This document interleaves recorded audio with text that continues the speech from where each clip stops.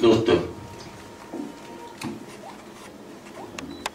સત્ય સુરક્ષ સભા અને સાહિત્ય સંગમ છેલ્લા 10 વર્ષથી ફેબ્રુઆરી મહિનામાં 5 દિવસની વિચાર ગોષ્ઠીનું આયોજન કરે છે. ગઈકાલે અમે કરાઓકે ટ્રેક પર ગીતો ગાયા. આખો હોલ ફૂલ. અહીં પર માણસો બેઠેલા. પ્રેમભાઈ એના સાક્ષી છે. ત્યારે મેં કહ્યું હતું કે આપણે ફક્ત મનોરંજનનું કામ નથી કરવાનું, સાથે વિચારવાનું પણ છે. ને તમે આ વિચાર ગોષ્ઠીમાં પણ હાજર રહો. પણ મને એવું લાગે છે કે આપણી પ્રજા પોતે જ વિચારવાની શક્તિ ગુમાવી ચૂકી છે. અને મનોરંજન અથવા ટાઈમ પાસ મનોરંજન કે એમાં બહુ લાંબુ વિચારવાનું ન હોય અથવા આપણી પોતાની કોઈ જવાબદારી ન હોય, કારણ કે જ્યારે જવાબદારી આવે ત્યારે સ્વાભાવિક જ આપણે એના માટે વિચાર કરતા હોઈએ. એ રીતે આપણે બધા જીવતા રહ્યા છે. પહેલો દિવસ છે, પછી કદાચ માણસો વધતા પણ જાય. આપણું ફોર્મેટ એવું છે કે આ દરેક વક્તાઓ 5-7 મિનિટ બોલતા હોય.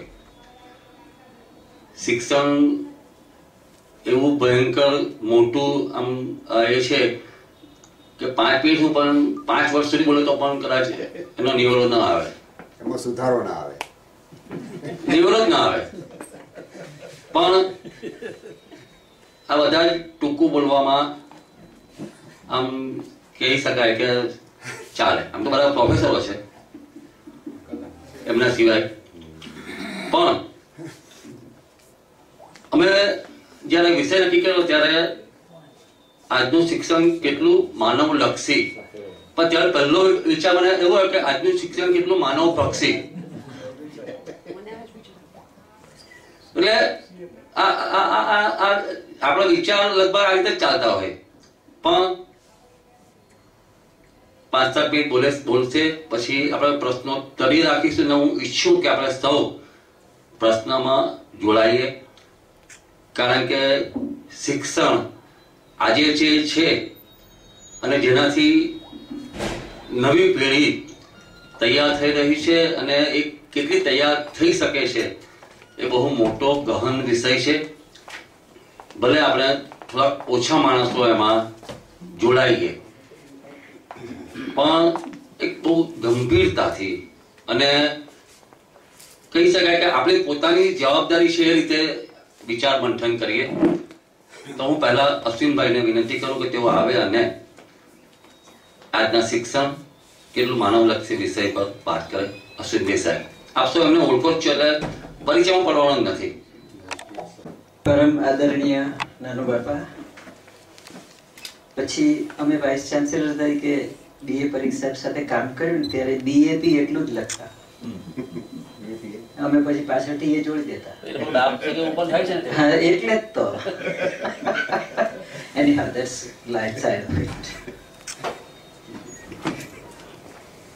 સામે બેઠેલા ઘણા બધા મિત્રો એવા છે કે જે અહીંયા બેસી શકે એટલી પાત્રતા વાળા છે. સ્નેહી શ્રી બાબુભાઈ, આદરણીય બેન નાઝનીનભાઈ, આજનું શિક્ષણ કેટલું માનવલક્ષી. જનકભાઈને હું જેટલી વાર વાંચું તેટલી વાર પોઝિટિવ એટીટ્યુડની વાત કરે. આજે કોણ જાણે કેમથી રડાકુટા બહાર માનવભક્ષી. પહેલું ભક્ષણ જ થાય, પછી જ પાચન થાય, ને પછી એનું જે કંઈ થાય તે થાય. Anyhow, that's also lighter side of it. મારી સમજ પ્રમાણે એમણે એમ કહ્યું કે મનોરંજનમાં લોકોને રસ છે. ભાઈ તોય મન તો છે ને. રંજન તો મનોરંજન, મનોમંથન બે તો બહુ મુશ્કેલ વસ્તુ છે. મનોરંજનમાં ઘણાને રસ, મનોમંથનમાં કેટલા ને. અને તો 5 પાંડવ જ હોય. 5 પાંડવ હોય ત્યાં સુધી રાજી રહેવાનું. 100 કરોડ ના હોય તો ચાલે. આ એક સંકુલ વિષય છે, અનેક પાસા વાળો વિષય છે, અનેક સ્તર વાળો વિષય છે, અને એટલે એમાં પરસ્પર વિરોધાભાસો ઘણા છે. એટલે હું એમ પણ કહી શકું કે આજનું શિક્ષણ પૂરેપૂરું માનવલક્ષી છે, અને હું એમ પણ કહું કે નિતાંત માનવલક્ષી નથી. હા અને ના બંને બાજુના આપણને પુરાવાઓ મળી શકે એમ છે. આખો ઇતિહાસ માનવ જાતિનો શિક્ષણનો એટલો બધો સમૃદ્ધ છે કે તમે જે તળમાં બેસો તે તળના મુદ્દા તમને મળે. મારી સમજ પ્રમાણે સ્થળ અને કાળ બે પરિબળ વિના વિચાર ન થાય. આજનું શિક્ષણ એટલે સ્થળ. કયા સ્થળનું? સોનગઢ બેડકુવાદુરનું, સુરતનું, મુંબઈનું, કલકત્તાનું, અમદાવાદનું, ગાંધીનગરનું, એમ. કાળ તો વર્તમાન કાળ સમજ્યા, પણ સ્થળનો બહુ મોટો તફાવત પડે છે. હજી એવી હમણાં થોડાક દિવસ પહેલા ટાઈમ્સ ઓફ ઇન્ડિયામાં મેં વાંચ્યું કે દિલ્હીમાં પ્રાથમિક શાળાના જે મકાનો હતા એમાં બારી ચોરાઈ ગઈ, બારણા ચોરાઈ ગયા, અને છેવટે ત્યાંની અધિકૃત સંસ્થાએ નક્કી કર્યું કે આ બધું તોડી પાડવું અને મોલ વાળાની જગ્યા વેચી દેવાય. છાતી કૂટવું હોય ને તે બધાને અહીંયા બોલાવીને તેની છાતી કૂટાવો.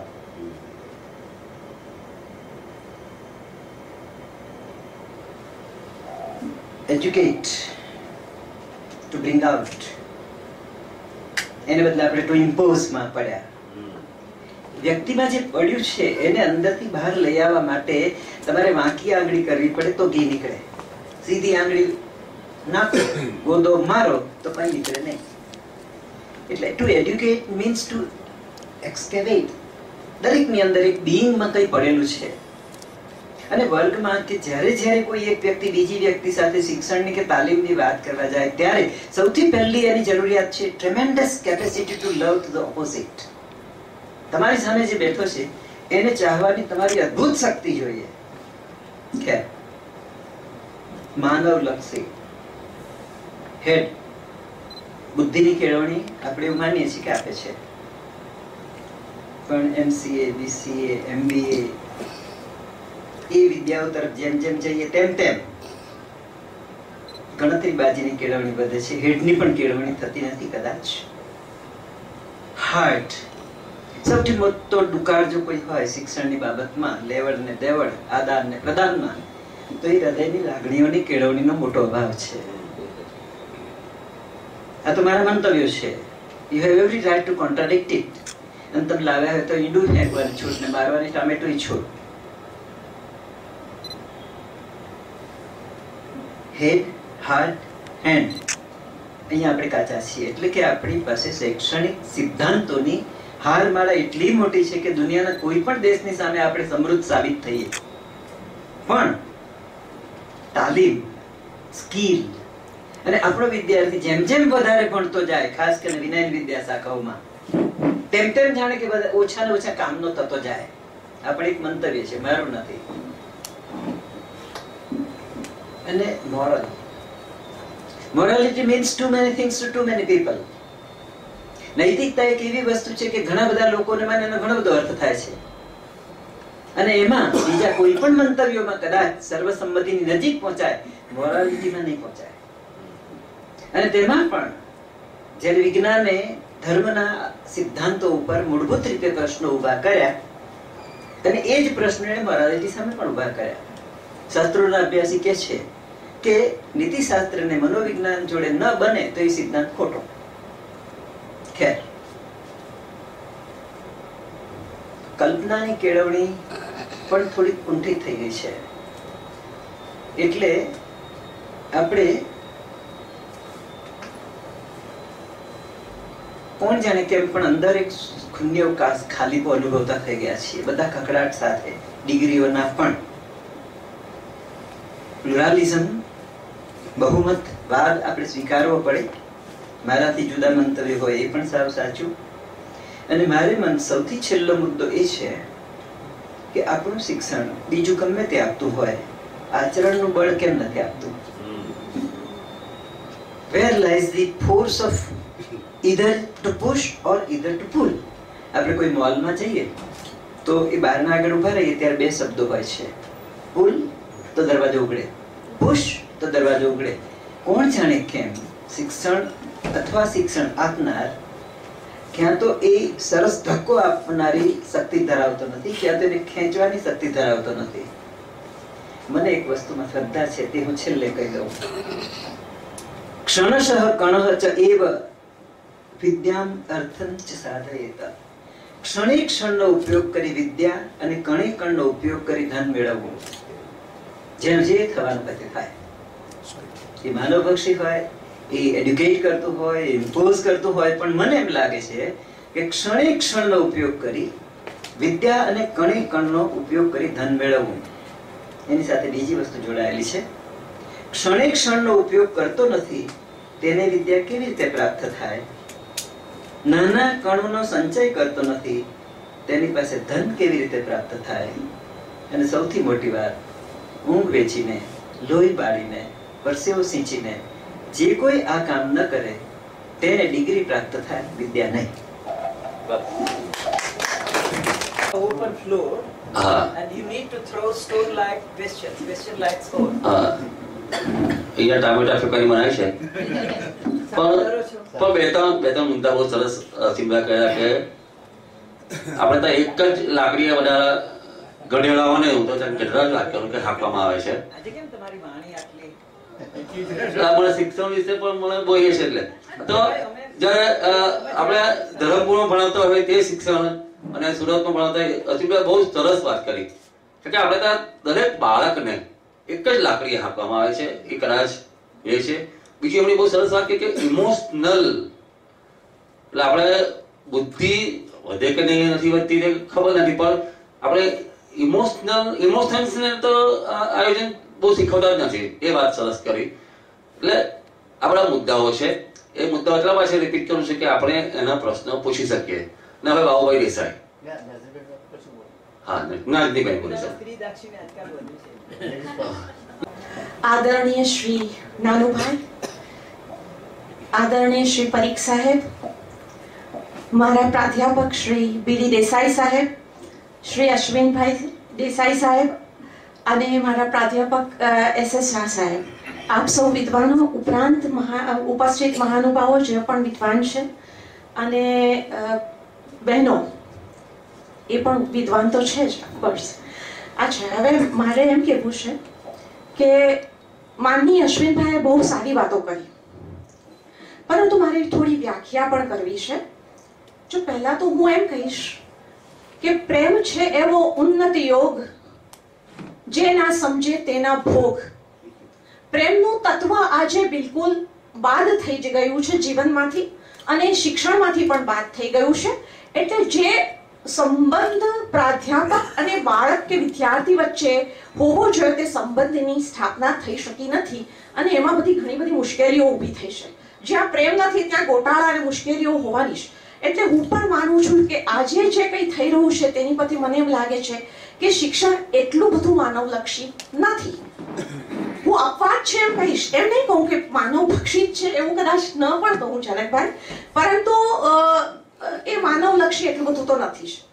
હવે વ્યાખ્યા તો ઘણી બધી સરસ આપણે શીખી ગયા છે, પણ તો એક મારે બીજી વ્યાખ્યા કેવી છે જે કદાચ આપ નથી જાણતા, એટલે એના પરિચયમાં આવવાનો કોઈ મોકો જ નથી મળ્યો, એટલે કહું છું. 1400 વર્ષ પહેલા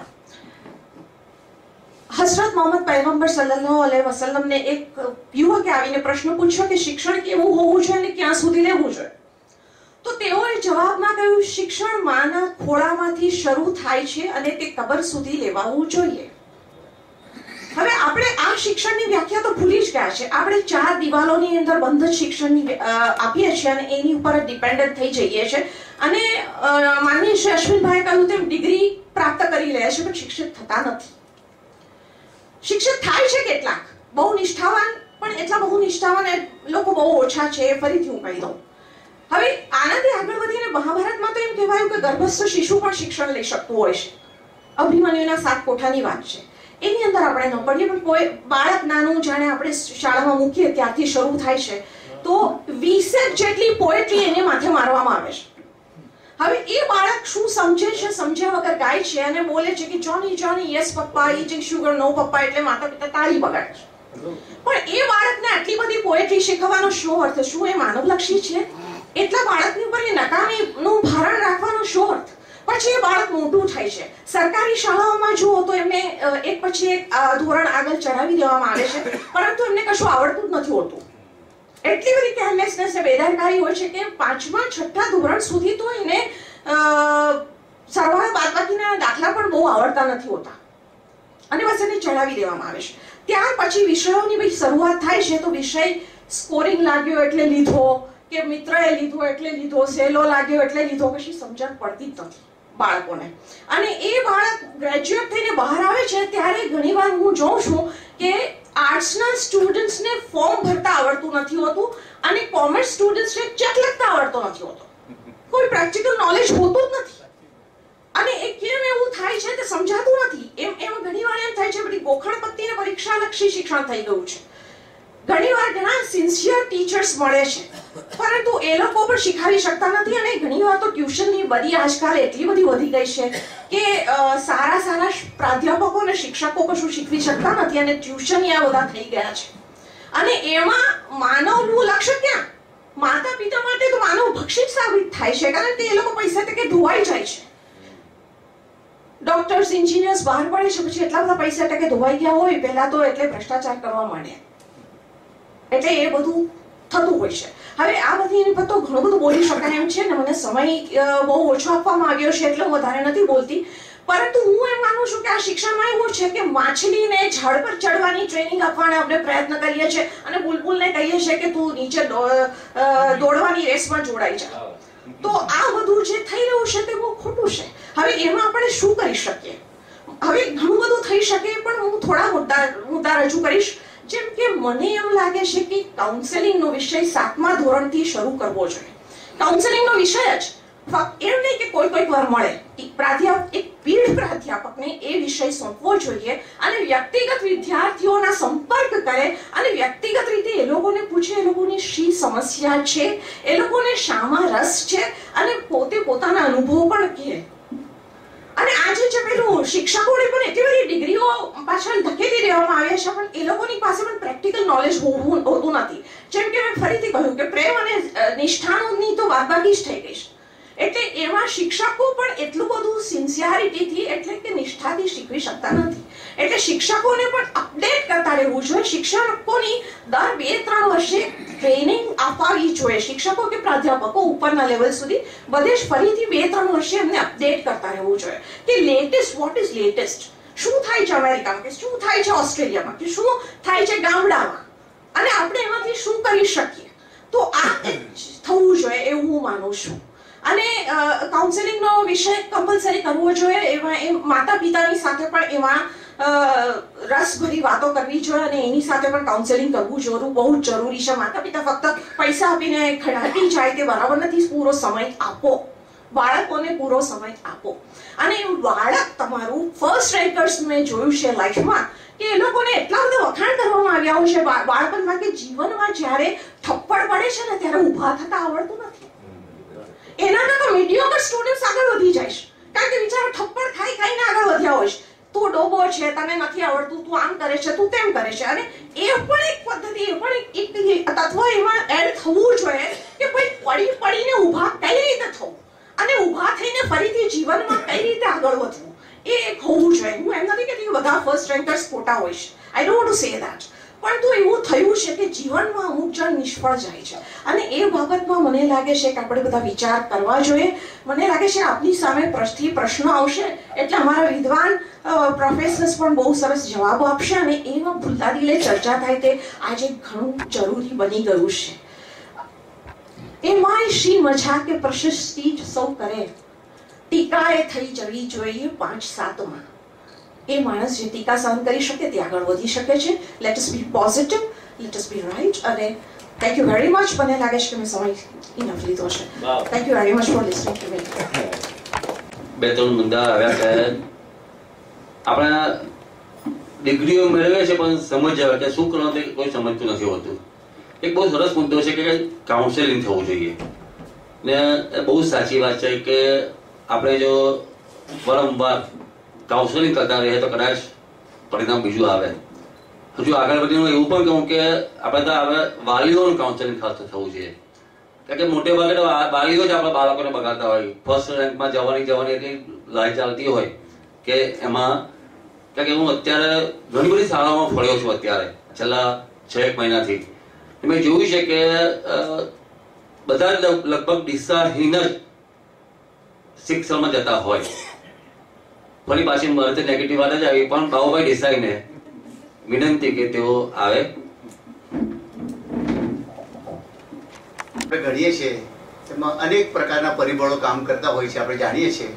હું સમજુ છું કે આજનો આ જે વિષય છે તેમાં આપણે માનવલક્ષી કેટલું છે, એટલે એમાંથી જે પ્રોડક્ટ નીકળે છે એમાં હ્યુમન ક્વોલિટીઝ કેટલી છે એના પર કેન્દ્રમાં રાખીને આપણે ચર્ચાનો જોખનો હું વિચારું છું.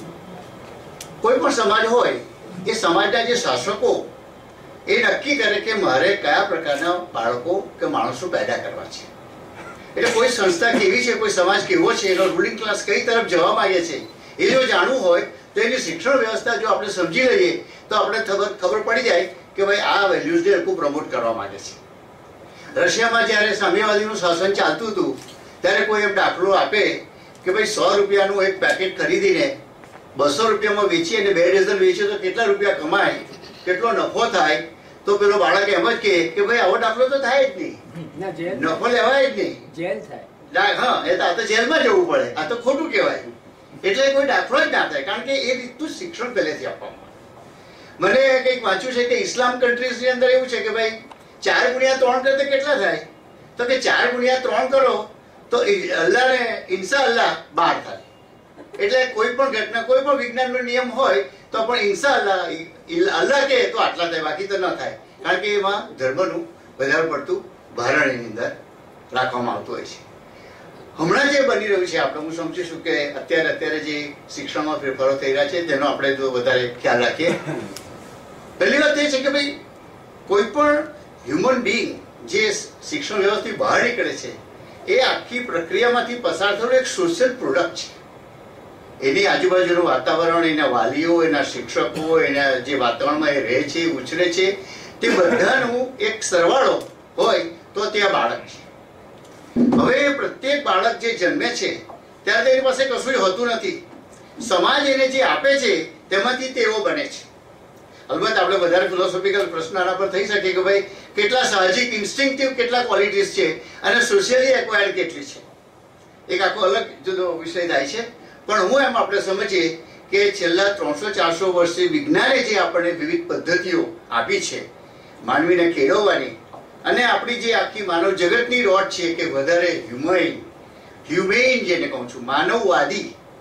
જ્યારથી 1789માં ફ્રાન્સમાં પહેલો પોકાર થયો કે લિબર્ટી, ઇક્વાલિટી અને ફ્રેટર્નિટી, એને ગોલમાં રાખીને ડેમોક્રેસી અને આ બધા જે મોડર્ન વેલ્યુઝ છે એને બધાને ધ્યાનમાં રાખીને જો આપણે આગળ જવું હોય તો બાળકોને પ્રેમ, સમાનતા, બીજાને મદદરૂપ થવું, હંમેશા વૈજ્ઞાનિક રીતે વિચારવું, તર્ક રીતે વિચારવું, કુપમંડકતાથી દૂર રહેવું, આ બધી જે ક્વોલિટીઝ છે એના પર ભાર રાખીને શિક્ષણ વ્યવસ્થા ગોઠવવી જોઈએ. આજે આપણે ત્યાં જે એવો પ્રચાર થઈ રહ્યો છે, આજ સુધીનો જે આપણો એક પ્રકારનો સમાજ હતો ભાઈ જેમાં આપણે કોંગ્રેસ એના પ્રકારના જે શાસકો આવી ગયા તે લોકોએ એક મિક્સઅપ જેવું રાખ્યું કે ભાઈ પબ્લિક સેક્ટર ને પ્રાઇવેટ સેક્ટર, થોડું ઘણું નફાનું પણ થાય, થોડું ઘણું સારું પણ થાય, એ રીતનું ચાલ્યું.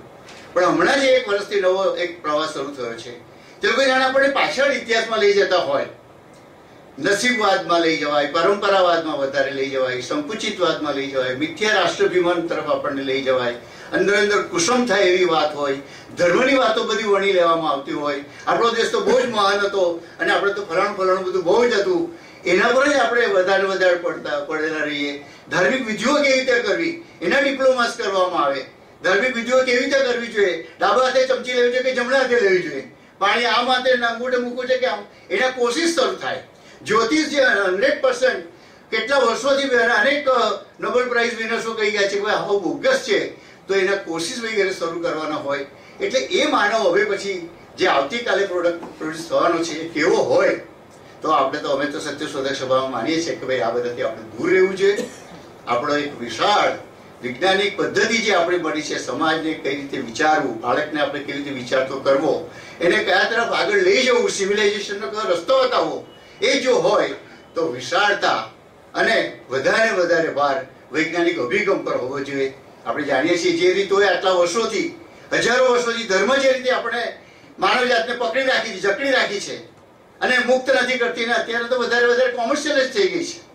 તમામ આપણા ધર્મો, હિન્દુ હોય, મુસ્લિમ હોય, ખ્રિસ્તી હોય, પારસી હોય, કંઈ પણ હોય, એ વધારે સંકુચિતતા તરફ અને કેટલા બધા દુર્ગુણો આપણે એમાં જોઈ રહ્યા હોય ત્યારે અત્યારે જે પ્રયત્નો થઈ રહ્યા છે કે ધાર્મિક શિક્ષણનો, તમે સ્કૂલોમાં જાઓ, પ્રાર્થનાથી શરૂ થઈ તો ખરું જ, પણ વર્ગમાં પાઠ્યા પણ, હું તો ઘણી સ્કૂલોમાં જાઉં છું, તો વર્ગના દિવાલો ઉપર ધાર્મિક બધા સંતોના, જે સંતોના ખાનગીમાં આપણે જાણીએ છીએ કે અનેક જાતના કૌભાંડો ચાલે છે, તેના સૂત્રો લખાયેલા હોય અને બાળકોને એ બધું એને પેલા પેરેટને આપણે ગોખાવડાવીએ તે રીતે ગોખાવવામાં આવતું હોય ત્યારે નાનપણથી જ જો આવા એ રાખવામાં આવે. અને અત્યારે જે ગુજરાત સરકારે વળી સૌથી વધારે આગળ વધીને જે પેલા બાત્રા સાહેબના પુસ્તકો વિશે તો ઘણું બધું તમારે જાણ્યું હશે, વાંચ્યું હશે, એના બધા વેલ્યુઝ ઘુસાડી દેવાનો જે આખો પ્રયત્ન કરીને આખી જે આપણી વર્ણથંભી જે ચાલતું હતું તેને અટકાવીને જાણે કંઈક પાછળ લઈ જવાનો એ થાય છે.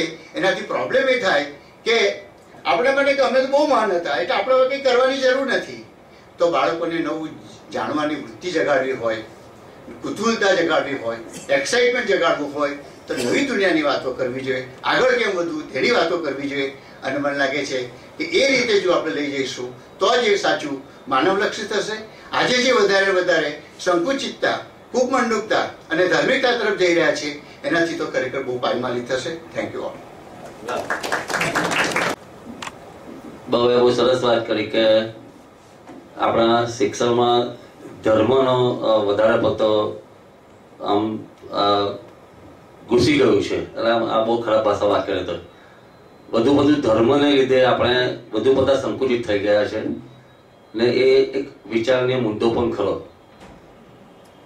શિક્ષણમાં એટલે 2-5 જાતની વાત જોવા કે પેલા મોદીજી કહેતા હોય મનની વાતમાં કે ભાઈ હું તો ભણવામાં થોડ હતો અને એ 11 લાખનો સૂટ પહેરી શકે.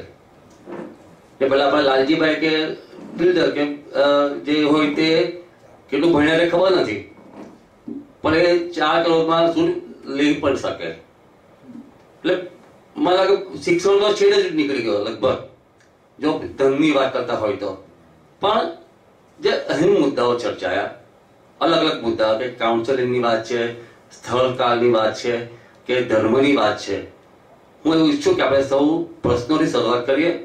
ને પહેલો પ્રશ્ન હું અસીમભાઈને પૂછું કે જ્યારે આપણે આમ કહીએ છીએ કે સુરતનું શિક્ષણ જુદું, મુંબઈનું શિક્ષણ જુદું, અલગ બાળકો હોય, ધરમપુરના બાળકો અલગ હોય અને લગભગ દરેક ક્ષેત્રના અલગ થોડાક હોશિયાર, કોઈ બહુ વધારે પડતા હોશિયાર બાળકો હોય, તો શિક્ષણ જે એક જ પ્રકારે આપવામાં આવે છે તે કેટલું યોગ્ય?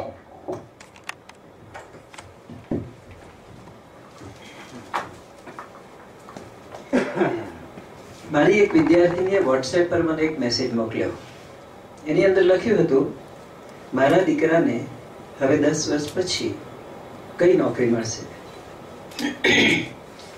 જવાબ એ મેગેઝિનના સંપાદકોએ જ આપ્યો હતો.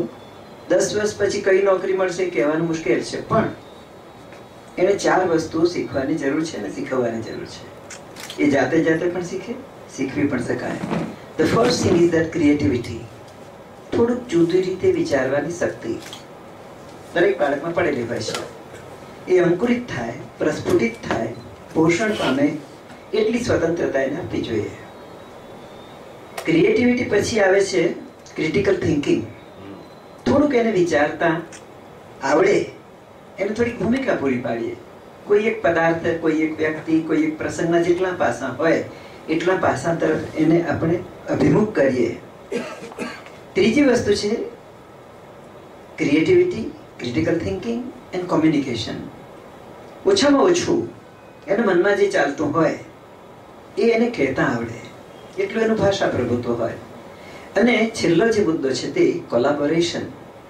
ગમે એટલું શીખ્યા હોઈએ, ગમે એટલી સર્જકતા હોય, ગમે એટલું ક્રિટિકલ થિંકિંગ હોય, પણ સૌની વચ્ચે જો કામ પાડતા ન આવડે, જીવતા ન આવડે, સુમેળ સાધતા ન આવડે તો બધું મિથ્યા સાબિત થઈને રહે. એટલે કોઈ પણ જગ્યાએ એ જોઈએ તો બેડકુવાદીરમાં શીખવાય કે મુંબઈમાં શીખવાય કે કલકત્તામાં શીખવાય કે સુરતમાં શીખવાય જીવન ભારતીમાં શીખવાય કે ડીએન જૈન સ્કૂલમાં શીખવાય કે દિલ્હી સ્કૂલમાં શીખવાય, પબ્લિક સ્કૂલમાં, પણ આ 4 વસ્તુને, અને આ 4 વસ્તુ કોઈ પણ અભ્યાસક્રમમાં આવતી નથી. એ 4 વસ્તુ શીખવનારની અંદરથી શીખનારની અંદર જવી જોઈએ. એકચ્યુઅલી તો ખરેખર જે ફાયર ખૂટે છે ને એ શીખવનારની અંદર ખૂટે છે.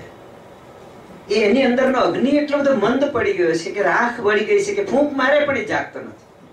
ઇન્ક્રીમેન્ટની તો કેટલી બધી ફૂંક લાગે, પેન્શનની ફૂંક લાગે તો ઓર રાખ વળે એના ઉપર. એટલે આપણે ક્યાં જે ખોટ છે બહાર શોધવા જવાની જરૂર નથી, અંદર જ જોવાની જરૂર છે.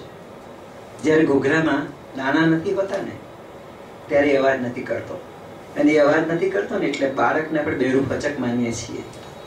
કોશિશ ફિલ્મ જોઈ હશે આપ સૌએ, બને છે તો આટલું જ, બેના મૂંગા માતા પિતા, પ્રેમ થયો, લગ્ન કર્યા, પરણ્યા અને બચ્ચું થયું, તો પિતાજી તો હોશના માર્યા, ઘૂઘરો લેવા ગયા, ઘૂઘરો લાવ્યા, ઘૂઘરો બાળકના કાન આગળ વગાડે પણ આમ કરીને આમ તો જોયું જ નહીં. એટલે બાપે માન્યું કે હું અમારા જેવું જ બેરું ફચક, અને ડોક્ટર આવીને બતાવ્યું કે આમાં દાણા જ નથી. આ ક્ષેત્રમાં પડેલો કોઈ પણ માણસ એને એમ તપાસવાની જરૂર છે, બહાર શું છે તે નહીં, મારી અંદર શું પડેલું છે, આપવા જેવું કઈ છે તો પછી એને બેડકુવા દૂર નહીં નડે, દિલ્હી પબ્લિક સ્કૂલ પણ નહીં નડે, જીવન ભારતી પણ નડે, અને મ્યુનિસિપલ કોર્પોરેશનની 713મી સ્કૂલ પણ નહીં નડે. That's what I mean. હવે પૂછ્યું છે, મારે વાંધો છે, તમે એમ કહ્યું કે ભાઈ તું નોકરી એવું જોવાની, નોકરી કામ કરવાની, ગુલામી કરવાની, તમે જાતે નથી ઉભા રહી શકતા, તમારે જાતે ઉભા રહેવાની શક્તિ કેળવવી જોઈએ. નોકરી તો ગુલામી છે. પેલો હેડ કહે કે તું આ ખોટું કામ કરતો તારે કરવાનું, પગાર લેવી દે, એટલે પેલો હેડ કહે કે તું આમ કર તો તે તારે ગુલામી કરવાનું, નહીં ગમતો હોય તો કરવાનું. એ તો ગુલામી ખત છે, નોકરી ગુલામી ખત છે. તમારા પગ પર ઉભા રહેતા શીખો, એમ મારે કહેવાનું. મારે જવાબ આપવાનો છે કે આ લોકો આપવાનો? મારે જવાબ આપવાનો તો એક જ સીટીમાં આપી દઉં.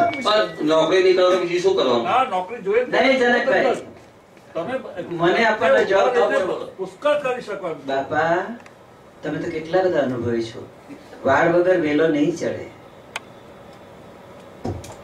શરૂઆતમાં તો તાલીમ લેવી જ પડે ને, બાપાને ઘેર નોકરી મારે કરવી જ પડે ને, પછી હું મારું પ્રેસ કાઢું. જો આપણે છે તો આ મારે 2 વાત કરવી છે, ખાસ આ પ્રસંગે પણ.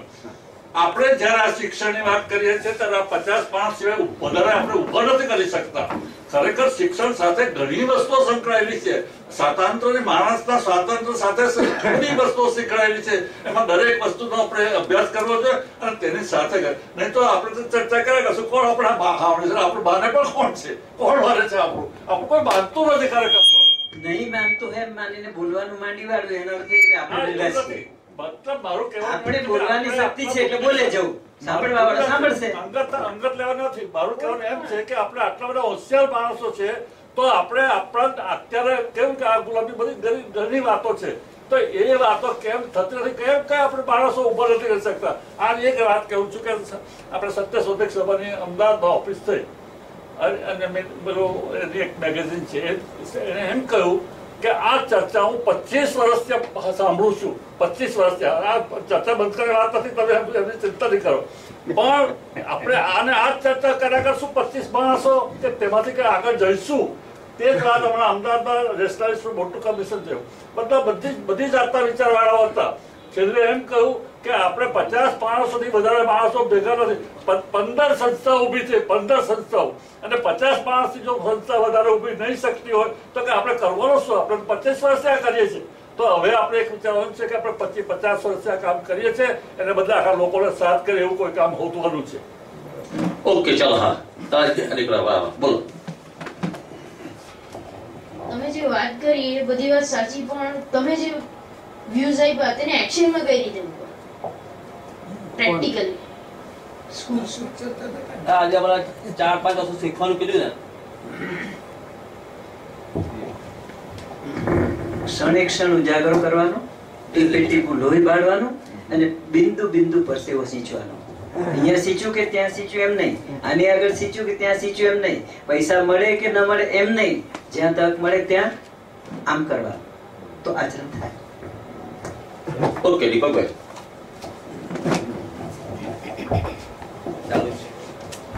શિક્ષણની જ્યારે ચર્ચા થઈ ત્યારે નિરાશાવાદ જ આવ્યો છે. છતાં દેશે તો પ્રગતિ કરી છે આ જ શિક્ષણથી. બર્નાર્ડ શોએ એક વખત કહ્યું હતું કે હું જ્યારે ભરવાડ સાથે વાત કરું છું ત્યારે આશાવાદી બની જાઉં છું, પણ શિક્ષિત માણસ સાથે વાત કરું ત્યારે નિરાશાવાદી બની જાઉં છું. એવું કંઈક છે આમાં. આટલી બધી ટીકા આપણી શિક્ષણ પ્રથાની થઈ રહેલી છે, છતાં આપણે મંગળ પર મોકલીએ છીએ, બધું કરીએ છીએ. દુનિયા જે કરે છે એ આ દેશ પણ કરી રહેલો છે. પણ આમાં પણ એક સવાલ મારો એ છે કે બ્રિટિશરોના સમયમાં જે શિક્ષણ હતું અને જે રીતે વ્યક્તિઓનો વિકાસ થયો હતો એવો અત્યારે થતો નથી. અત્યારે કોઈ ગોવર્ધન રામ ત્રિપાઠી ગુજરાતમાં પાયું નથી, અત્યારે કોઈ સીવી રામન નથી, તો આ દરેક ફિલ્ડની અંદર તો ક્યાં ચૂક થઈ છે એ જાણવું છે. એટલે આમાં એમ્ફેસિસ આપણે એવો જોઈએ કે ભાઈ સમાજે પ્રગતિ કરી છે પણ આપણું શિક્ષણ એલિટિસ્ટ થઈ ગયું છે. આપણે હજુ યુનિવર્સલ એજ્યુકેશન ક્યાં કરી શક્યા છે? બધાને જે શિક્ષણ આપવું જોઈએ, પાયાનું શિક્ષણ જે હોવું જોઈએ, મફત હોવું જોઈએ, તે શિક્ષણ આપણે આપી નથી શક્યા. અને જે પ્રકારનું વાતાવરણ આઝાદી પછીના 15-20 વર્ષ સુધી હતું કે સ્કૂલોમાં, કોલેજોમાં બહારથી બધા મહાન મોટા વક્તાઓ આવતા હોય. અમે પણ જ્યારે ભણતા હતા ત્યારે મને ખબર છે કે એમટીપી આર્ટ્સ કોલેજમાં કેવા મોટા મોટા વિદ્વાનો, તેમાંથી અમારું થોડું થિંકિંગ શરૂ થયેલું. એવું આજે વાતાવરણ નથી રહ્યું. આપણે તો વ્યક્તિ કેન્દ્રિત થઈ ગયા. આપણે તો ગરજ, આપણી જરૂર, કામનો માણસ કેટલો, નફો આમાંથી શું થાય, ફાયદો શું થાય, એ પ્રકારના વેલ્યુઝ એટલા બધા આગળ વધાર્યા કે આજે હવે એ પ્રકારના બાળકો પેદા નથી થતા કે જે બીજાને બધું વિચારતા હોય. અપવાદમાં બધા નીકળે આમ તેમ, આમ નેચર ક્લબ શરૂ થાય કે કોઈ સ્ટેશન પર કોઈ ભણાવવા જાય બાળકોને બધા. પણ આપણો જે પ્રવાહ શિક્ષણમાં આજે આપણો એમ્ફેસિસ ટોટલી વ્યક્તિલક્ષી અને ફાયદાલક્ષી થઈ ગયો. એને કારણે ગોવર્ધનરામ ત્રિપાઠી જેવા સેન્સિટિવિટી એને પહેલો એનો ટોલ લેવાય છે. આપણી બાળકની જે ઉત્કંઠા હોય, એની જે સંવેદનશીલતા હોય, પહેલી આપણે એને મારી નાખીએ છીએ. એ આખું નથી. અને એને કારણે તમે જે કહો તે પ્રકારના સંવેદનશીલ લેખકો કે વિદ્વાનો શાસ્ત્રો પેદા થઈ શકતા નથી. એટલે પહેલું તો બધાને વિશે વિચાર કરવો જોઈએ. અત્યારે તો આપણે બહુ જ, આપણે શિક્ષણમાં બહુ જ પછાત છે. દુનિયાના બીજા બધા દેશોના આંકડામાં જોઈએ તો આપણે બહુ પછાત છે. એટલે પહેલી વાત એ છે કે સર્વવ્યાપી બનવું જોઈએ અને હ્યુમેન હોવું જોઈએ. સાહેબ, આમાં મને એક કારણ એ લાગે છે કે સામાજિક કલ્યાણના સિદ્ધાંતના ઓઠા હેઠળ જે સિક્યોરિટી આવી છે, હું શિક્ષક છું એટલે મને ખબર છે, એને લીધે મારામાં બે જવાબદારી આવી છે. મારે કોઈને જવાબ આપવાનો નથી, મને પહેલી પગાર મળવાનો છે અને મને કોઈ નોકરીમાંથી કાઢી મૂકવાનું નથી, તો મારે શું કામ વધારે આપવું જોઈએ? પહેલા ભય રહેતો હતો. માર્ચ, એપ્રિલ, જૂન આવે 72 પહેલાની વાત કરું તો ભય રહેતો હતો. અને ત્યારે જે શિક્ષકો ભણાવતા તો ટ્યુશન લેવા માટે શરમ લાગતી હતી. આજે નહીં લે તો એને શરમ લાગે છે. તને ટ્યુશન નથી થયું તો પેલો શરમાય છે, એનામાં લઘુત્તર ગ્રંથિ આવે છે. અમારા વખતે જે ડોબો હોય તે લેતો, એ છાનામાનો લેતો, કારણ કે શિક્ષકો એવા હતા. અત્યારે શિક્ષકો અનફોર્ચ્યુનેટલી એ લેવલના કોઈ નથી. આજે સુરતમાં કોઈને બોલાવવા હોય પ્રવચનને માટે એવી 5 વ્યક્તિ પણ આપણને સુરતમાંથી નહીં મળે. એટલે હું એ જ કહું ને કે સ્વકેન્દ્રી વધારે થઈ ગયા. આપણે એવા વેલ્યુ જનરેટ થયા કે આપણે સ્વકેન્દ્રી વધુ થઈ ગયા. એની અસર આ બધી થઈ. આવા શિક્ષકો બધા લોકો હતા ને શિક્ષકો ત્યારે. હવે સ્વકેન્દ્રી અત્યારે તમે લોકો શું કર્યું? વધારે છે. સલામતી કાઢ નાખવી જોઈએ. તમે લોકો શું કર્યું? આન્સરેબલ નથી. મારે એક જવાબ આપવાનો છે નાનો પડો દીપકભાઈ પછી બોલો. આવો સંભળાશે. આમ બોલો ને, આમ માઇકમાં વધારે સારા લાગે. આ મુન્નાએ પ્રશ્ન કર્યો કે આ બધી તાત્વિક ચર્ચા આપણે કરીએ છીએ તો બરાબર છે, પણ એ મને એમ છે વિદ્યાર્થી છે તો ધરાતલ ઉપર જે કંઈ કામ કરવાનું છે એ એનામાં કેવી રીતે લઈ આવવું.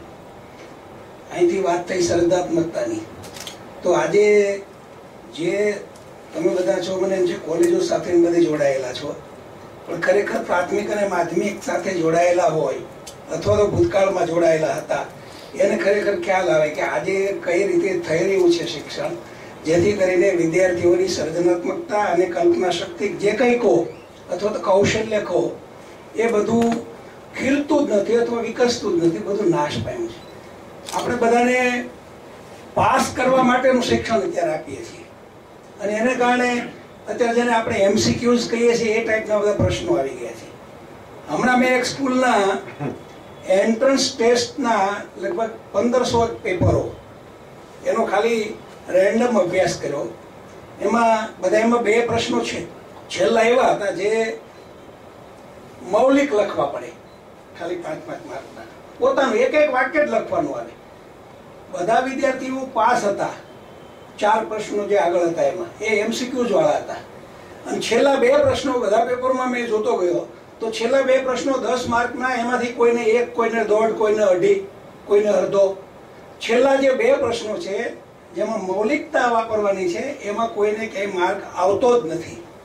એટલે આપણે તો પેલી પરીક્ષા પદ્ધતિ આ પ્રકારની કરી દીધી એટલે સર્જનાત્મકતા અને ક્રિએટિવિટી જેને કહી એ જ નાશ પામી, કલ્પના શક્તિ પણ નાશ પામી. એટલે પહેલા તો ત્યાં પરિવર્તન કરવું પડે. પછી ક્વોલિટીની વાત તમે કરી. આજે પ્રાથમિક શાળામાં જેને અભ્યાસ કર્યો એને ખબર હશે, પ્રાથમિક શાળાના તમામ પુસ્તકોની અંદર કયા ચેપ્ટરમાં કયા વેલ્યુ પોઈન્ટ્સ છે એ બતાવવામાં આવ્યા હોય છે. અને ટીચર જ્યારે એને ભણાવે ત્યારે એની ખાલી હકીકતો ન ભણાવે, પણ એ હકીકતો ભણાવ્યા પછી આ પ્રકરણમાં આ હકીકતો છે એને આધારે આ વેલ્યુ પોઈન્ટ્સ, આની અંદર આ 3 છે, આની અંદર આ 2 છે, એની યાદી પણ કરેલી હોય છે. તો એ બાળકોમાં એ વેલ્યુ પોઈન્ટ્સને ઉજાગર કરો જેથી કરીને માનવલક્ષી શિક્ષણ થાય અથવા તો જીવનલક્ષી થાય. હ્યુમન વેલ્યુઝની વાત 8 ધોરણ સુધી દરેક વિષયના દરેક ચેપ્ટરમાં શિક્ષકોને બતાવવામાં આવે છે કે આ ચેપ્ટર વાઇઝ યાદી પણ એની આપવામાં આવે છે એની હેન્ડબુકમાં. પણ માત્ર હકીકતો છે એ ભણાવાય છે. એ હકીકતોને આધારે કઈ વેલ્યુ વિદ્યાર્થીઓમાં આપણે ઉતારવી છે એ કોઈ કંઈ જોતું નથી. એટલે એ સર્જનાત્મકતા, નિબંધનું શિક્ષણ મેં એક શાળાની અંદર જોયું તો ટીચર નિબંધ બોર્ડ ઉપર લખે છે ને એ પણ એની પેલી નિબંધ માળામાંથી લખે છે જોઈને. અને બાળકો જેની પાસે એ નિબંધ માળા બધાની બેન્ચ ઉપર પણ હતી જેમાંથી ટીચર લખતા હતા ત્યાં. અને બાળકો એ બેન્ચ ઉપરની નિબંધ માળામાંથી નહીં પણ બોર્ડ ઉપરથી નિબંધ લખતા હતા. નિબંધ લખાઈ ગયો, આમાં સર્જનાત્મકતા ક્યાં આવે? એટલે મૂળ વસ્તુ ત્યાં છે.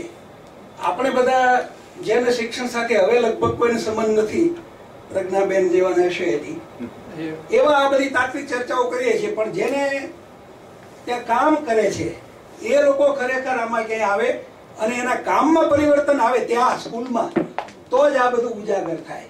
આપણે બધી ચર્ચાઓ અહીંયા સિનિયર સિટીઝનો બેઠા બેઠા આપણે કર્યા કરીએ છીએ. આમાં ડાયરેક્ટ સંકળાયેલું કોઈ નથી લગભગ. પણ શિક્ષણની તો મને પણ જરૂરત છે ભાઈ. આ ઉંમરમાં શિક્ષણની જરૂરત તો મને પણ છે, કારણ કે ઘણું બધું નવું શીખવાનું હોય. એટલે એવું નથી કે જરૂરિયાત આ કોઈને ન હોય, પણ મુખ્ય મુદ્દો શું છે કે આપણે એવી પેઢી તૈયાર ન કરી શક્યા કે જે શિક્ષણ સાથે વધારે સંલગ્ન હોય. એટલે આપણે સ્વાર્થી માણસો પેદા કરી શક્યા એમાં એટલે બાબત તમે પ્રોફેસર છો એવું નથી જાગે, પણ જનરલી આપણે ટ્રેન એવો રહ્યો કે આપણે પૈસાને વધારે મહત્વ આપ્યું. એટલે આપણે આઝાદી પછી જે રસ્તો પકડો ને, જે તમે આ શબ્દ જે છેલ્લે બોલ્યા ને તે કે પૈસાને વધારે મહત્વ, ફાયદો કેટલો થાય, નફો કેટલો થાય, એ રીતે જે વિકાસનો માર્ગ આપણે અપનાવ્યો એને કેન્દ્રમાં રાખીને બધી જ સંસ્થાઓ બધી ગોઠવાય. શિક્ષણ સંસ્થા ભાગ પણ એમાં એ રીતે જ આવે. એટલે આમાં હમણાં દીપકનો મુદ્દો પણ સાચો છે કે આપણે તો સલામતી, નોકરીની સલામતી છે. એટલે જે કામ કરવું જોઈએ એ દરેક ક્ષેત્રમાં, એ શિક્ષક હોય કે કોઈ પણ બીજા ક્ષેત્રમાં, પણ એને લીધે શું થાય છે કે રચિત થઈ જાય કે આપણે તો 56, 57, 58 સુધી છે કોઈ કામ કરવા આવતું જ નથી. મુખ્ય પ્રશ્ન શિક્ષણમાં રેશનલ સમાજનો છે, તેના માટે આપણે શું કરવાનું તે જ વાત કરવાની. મુખ્ય વાત તો તે છે કે રેશનલ સમાજ આપણે ઉભો કરવો જોઈએ. હું પણ 32-33 વર્ષ શિક્ષણ સાથે સંકળાયેલી, તો મેં એક વસ્તુ એ જોયું કે આપણે વારંવાર આપણા દેશની અંદર વારંવાર શિક્ષણ પદ્ધતિઓ બદલાતી રહી, પરીક્ષાની પદ્ધતિઓ પણ બદલાતી રહી, અને સરકારી ફતવાઓ હજુ એમ નહીં આવ્યો કે તમે આ 4 લેશન કરાવો ભાઈ, ચાલો અમે નૈતિક લક્ષી એક પાઠ હું ભણાવી રહી છું, હજુ એ નહીં આવે એટલે બીજે ત્રીજે દિવસે એક્ઝામ એટલે નૈતિક મૂલ્ય વાળો પાઠ સાઈડ પર ચાલ્યો ગયો અને શેમાંથી વિદ્યાર્થીને માર્ક વધારે મળે એમ છે તો એનો પાઠ અમે શરૂ કરી દઈએ છીએ. આ ફેક્ટ છે કે છોડી દેવું પડે છે ને જેમાંથી માર્ક વધારે આવે છે એવા પાઠ. સમાજ વિદ્યાની અંદર પાછળ નાગરિક શાસ્ત્રની અંદર ઘણા સારા પાઠો હોય છે, ગુજરાતીની અંદર એવા પાઠો હોય છે કે જે નૈતિક મૂલ્ય એક્સ્ટ્રા લેશન તરીકે અમે ભણાવીએ તો એને મૂલ્યલક્ષી શિક્ષણ મળે.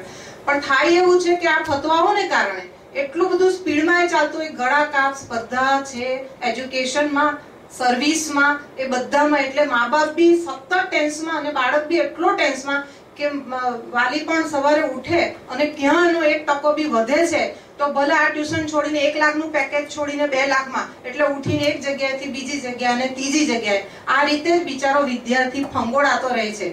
અને શિક્ષકો પણ કેવું ન જોઈએ, પણ અત્યારની જે પદ્ધતિમાં શિક્ષકોએ પણ કામ કરવું બહુ જ અઘરું થઈ પડે છે. 100% હું નથી એવું કહેતી કે શિક્ષકો બધા જ સારા હોય છે કે બધા જ ખરાબ હોય છે. સારા શિક્ષકો પણ હોય છે, નથી હોતા એવું નથી, એમને પણ ભણાવવું છે.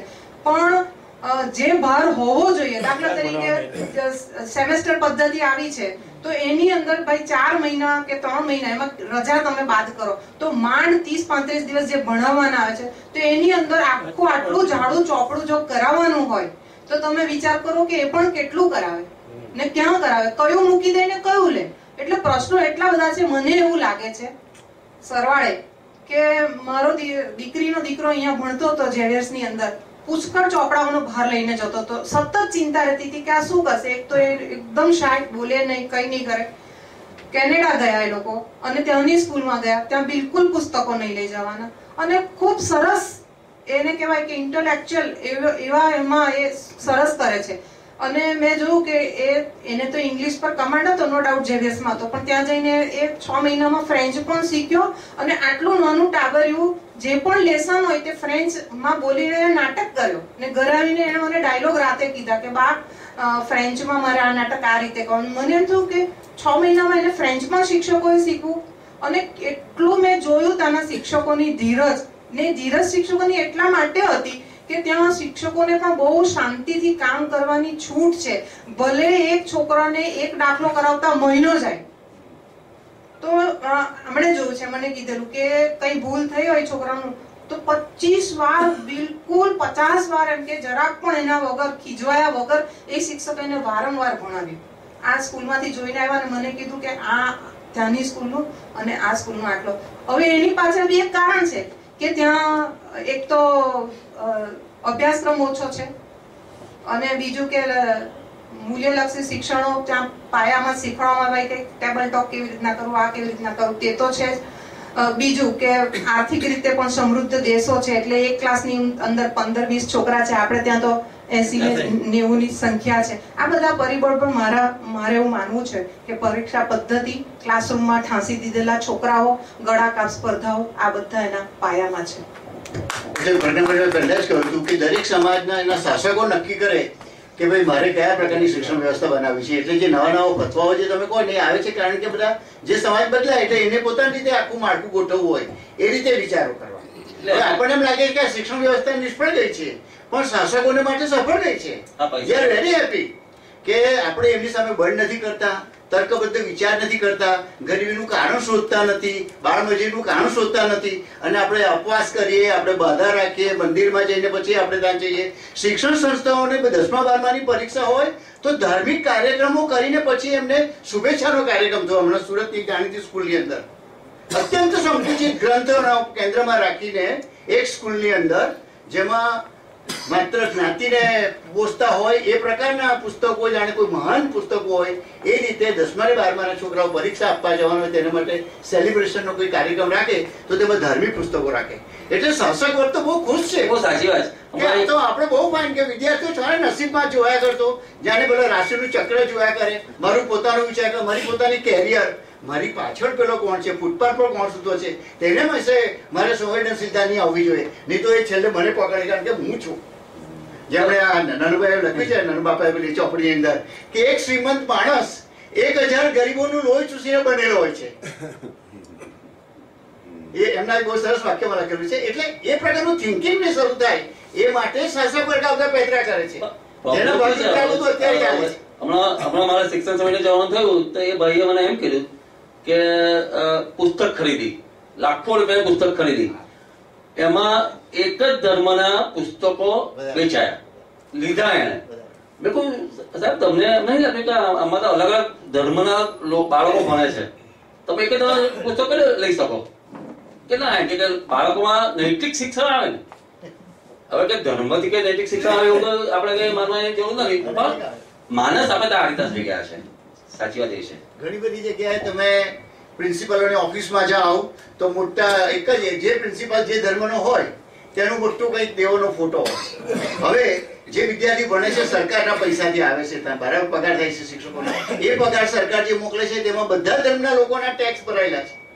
તમે તેના વર્ગનું કેવી રીતે કરી શકો? આના વિશે કોઈ વિચારતું જ નથી. અને જેના કૌભાંડો જાહેર હોય તેના આપણે શિક્ષણ સંસ્થામાં ફોટાઓ કેવી રીતે લટકાવી શકાય?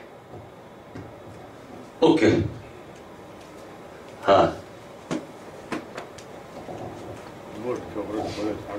મારા ખ્યાલ મુજબ તો એવું લાગે છે કે આપણે ઘણી બધી ટેકનોલોજીસ બદલી કે આખો દેશ બદલાઈ ગયો, પણ એક હજી આપણે નહીં બદલ્યું. લોર્ડ મેકોલે 175 વર્ષ પહેલાની ટેકનોલોજી આપણે અત્યારે જ્યારે તે પહેલા ભણેલા તેવી જ રીતે એક ચોપડી હતી, તેમાં એક દાખલો હતો, દાખલો કરવાનો. અત્યારે પણ આજની તારીખે પણ હું કોઈ પણ સ્કૂલે જાઉં, કોઈ દાખલો મારાથી નહીં આવડે તો ટીચર એમ કે 15 વખત કરી દે અને આવડી જશે બોર્ડમાં, IMP આપી દે, એટલે કે ખાલી તારે આટલું જ કરવાનું છે, તારા માર્ક્સ સારા આવી જશે.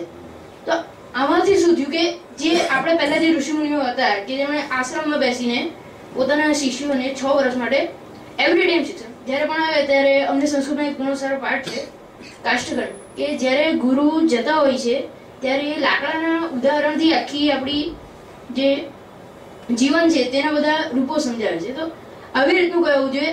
આવું જ થયું અમેરિકામાં. આપણા જેવો દેશ હતો, આપણા કરતા કદાચ 100 વર્ષ પહેલા એની ગુલામી મુક્ત થઈ. તો જ્યારે રશિયાએ સ્પુટનિક નામનો એક ઉપગ્રહ સૌથી પહેલો છોડ્યો, ત્યારે કોલ્ડ વોર ચાલતું તો રશિયાએ સમિતિ બનાવી, ને આપણા જેવી સમિતિ નહીં કે કોઈ પણ કૌભાંડ થાય તો 10-15 સમિતિ બનાવી દીધી, એનો રિપોર્ટ આવે 5 વર્ષ પછી તારે સુધી પેલો જલસા કરી લે. અમુક તો એવું થાય કે પેલાનું આખું જીવન પતી જાય ત્યાર પછી સમિતિનો રિપોર્ટ નહીં આવે. તે અમેરિકાએ આવી સમિતિ બનાવી અને તેમાં જાણવા મળ્યું કે આપણા જે બાળકો હતા ને, જે અમેરિકાના બાળકો, સોરી મારી ભાષા એવી છે પણ કે ત્યારે એ લોકોને ખબર પડી કે બાળકો જેવા છે કે જેમને આવું કોઈ શિક્ષણ નથી. અને અત્યારે તમે જોજો કે અત્યારે અમેરિકા એટલો આગળ છે, તેમને એક ખાલી એક ટેક્સ્ટ બુક આપી દેવામાં આવે એક એઝ એક્ઝામ્પલ તરીકેની. ત્યારે જેટલા પણ લેખકો છે કોઈ પણ ભાષાના, તેના જે ટોપિક્સ છે તે ટોપિક્સ ઉપર આખી એક બુક બનાવે, પોતાની રીતે લખેલી, પોતાના ઉદાહરણોથી કે પોતે જે રીતે તેઓ આગળ આવ્યા છે તેની બધી માહિતી. અને તેનાથી એ છોકરાઓ ભણે અને પોતાની રીતે ભણે. અને જો તેને પરીક્ષામાં સારા માર્ક લાવવા હોય તો પોતાની રીતે લખવાનું. ત્યારે આપણે ત્યાં કેવું છે કે અત્યારે એક્ઝામ ગયેલી તો તારે એસે લખેલો મેં મારી ટીચર ઉપર. એ ટીચરે કીધું કે મેં મારા ટ્યુશનના ટીચરનું નામ લખ્યું, ત્યારે ટીચરે એસે લખેલું તો સ્કૂલના ટીચર પર હતો. તો મને આવીને કે વિવેક તારો એસે બરાબર નથી. મેં કીધું ટીચર આટલું તો સારો એસે લખેલો હતો, તમે કેમ એવું કર્યું? તો ટીચર એમ કે આમાં તો સ્કૂલના ટીચરનું નામ હતું.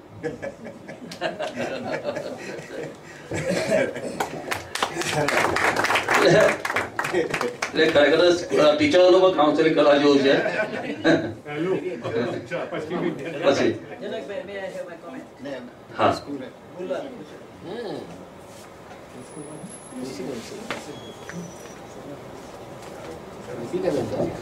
જનકભાઈ, આપણે જે સોરી સાહેબ, આપણે જે વિચાર કરીએ છીએ શિક્ષણ સક્ષમની બાબતમાં, તો મને આ છોકરાને જોઈને તો એવું લાગે છે કે આજનું શિક્ષણમાં આટલો આપણા બધાની વચમાં બેઠેલો છોકરો આટલો ટેલેન્ટ લાગે છે અને જે પોતાની રજૂઆત કરી શકે છે.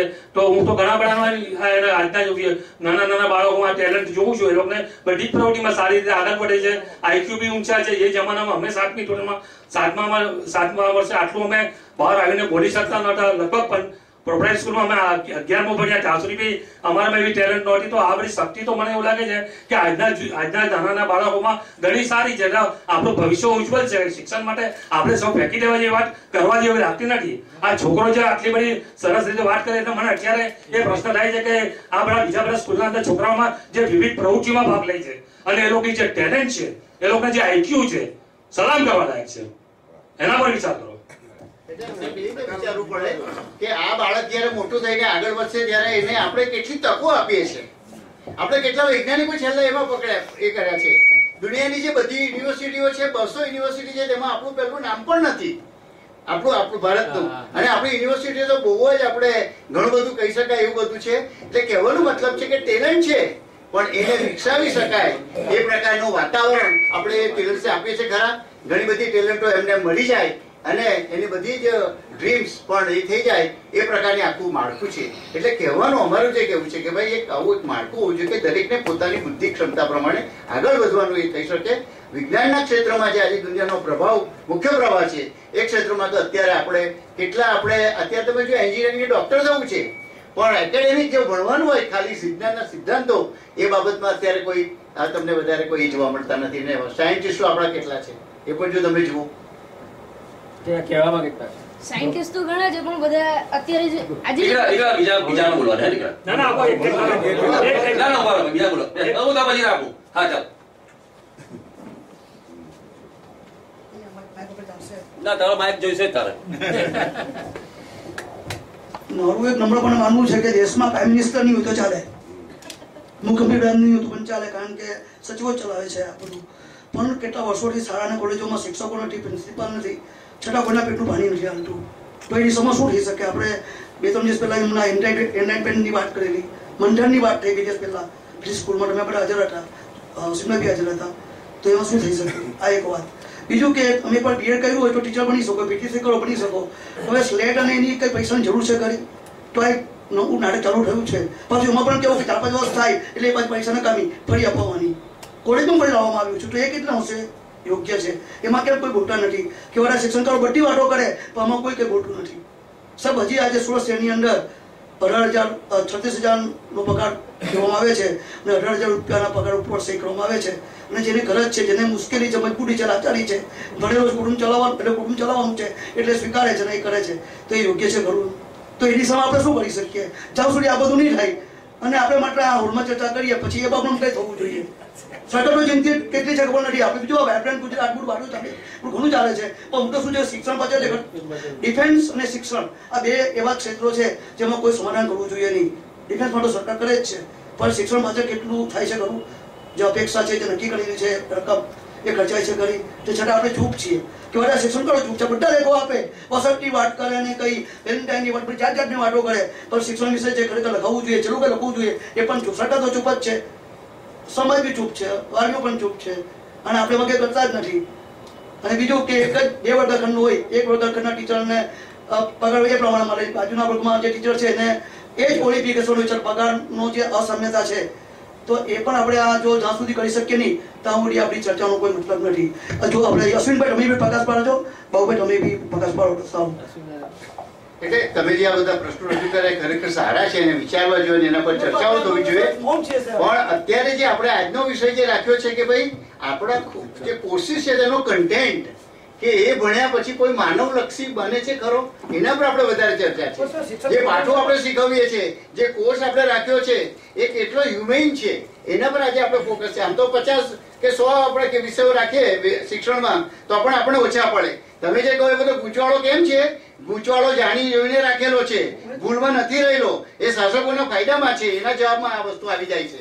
શાસકોના ફાયદામાં છે કે તમે કયાથી બધા સાચા મુદ્દા હોય એવા જ રહે, ગૂંચવાડો જ રહે, સરખું નહીં થાય અને છોકરો એવો જ બહાર પડે કે જે કોઈને કામનો નહીં હોય.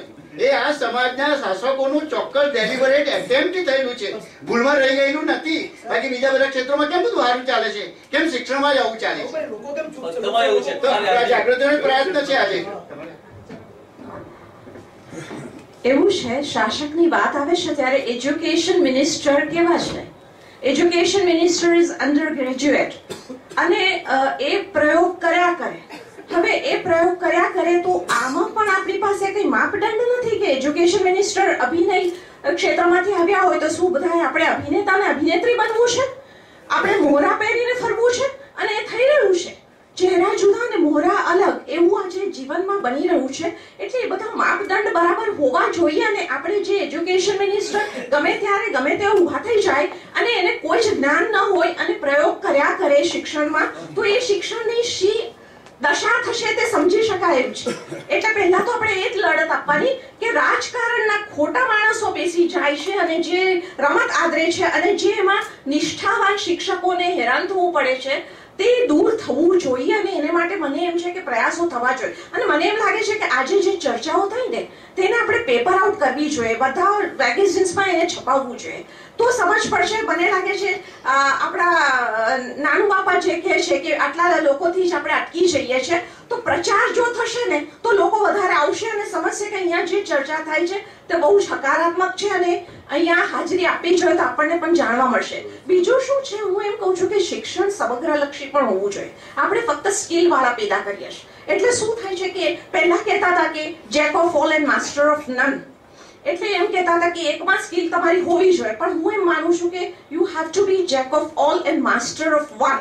ફક્ત એક જ સ્કિલ પકડીને બેસી ન રહો, બધું શીખો અને એ અંકુર જે છે તે અંકુર દરેક જણમાં અલગ અલગ જે બીજ છે, જે અલગ અલગ વૃક્ષ છે તે એ ઉગી નીકળે એવા પ્રયત્નો મા બાપના પણ હોવા જોઈએ, શિક્ષકોના પણ હોવા જોઈએ અને વિદ્યાર્થીને પોતેને પણ હોવું જોઈએ. અને કન્યા કેળવણીને હું મહત્વ આપું છું એને માટે કે સારી માં હશે તો સારા બાળકો થવાના જ છે. એટલે શિક્ષણ ફક્ત શિક્ષણ પદ્ધતિને જ આપણે ક્રિટિસાઇઝ કરીને બેસી ન રહીએ, પણ કન્યા કેળવણીને પણ મહત્વ આપીએ એવી મારી નમ્ર વિનંતી છે.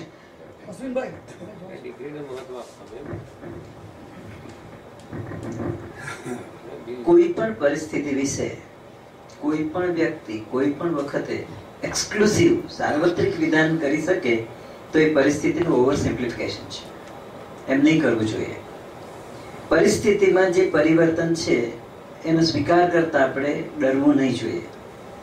Changes are always bound to happen.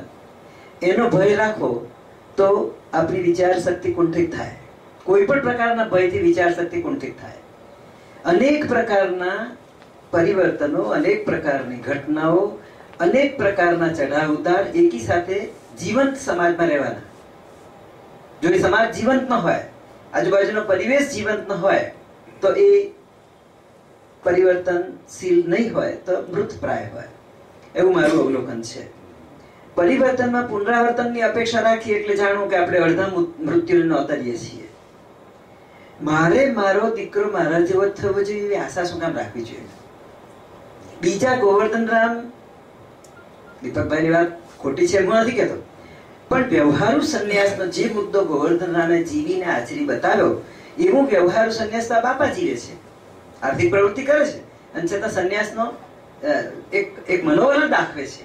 એટલે ગોવર્ધન રામ જુદા જુદા અવતારે, જુદા જુદા રૂપમાં છે જ છે, પણ બીજો ગોવર્ધન રામ થવો જોઈએ એમ જો કોઈ માનતું હોય તો એ ડાર્વિનના કે સમગ્ર પ્રકૃતિના ઉત્ક્રાંતિવાદની વાસ્તવિકતાની સામેની ઘટના છે. હું એ નેગેટિવ કઈ નહીં કહું, એમનો પરસેપ્શન છે. આપણે જે ધ્યાનમાં રાખવાનું છે તે આપણી અતિવસ્તી, બીજું આપણી ગરીબી, ત્રીજું આવકની અસમાનતા અને ચોથું આપણું વૈવિધ્ય, ભાષાઓનું, ધર્મોનું, રાજ્ય પદ્ધતિઓનું, અને પાંચમો જે આપણને ડર લાગે છે નવીનતાનો ડર લાગે છે.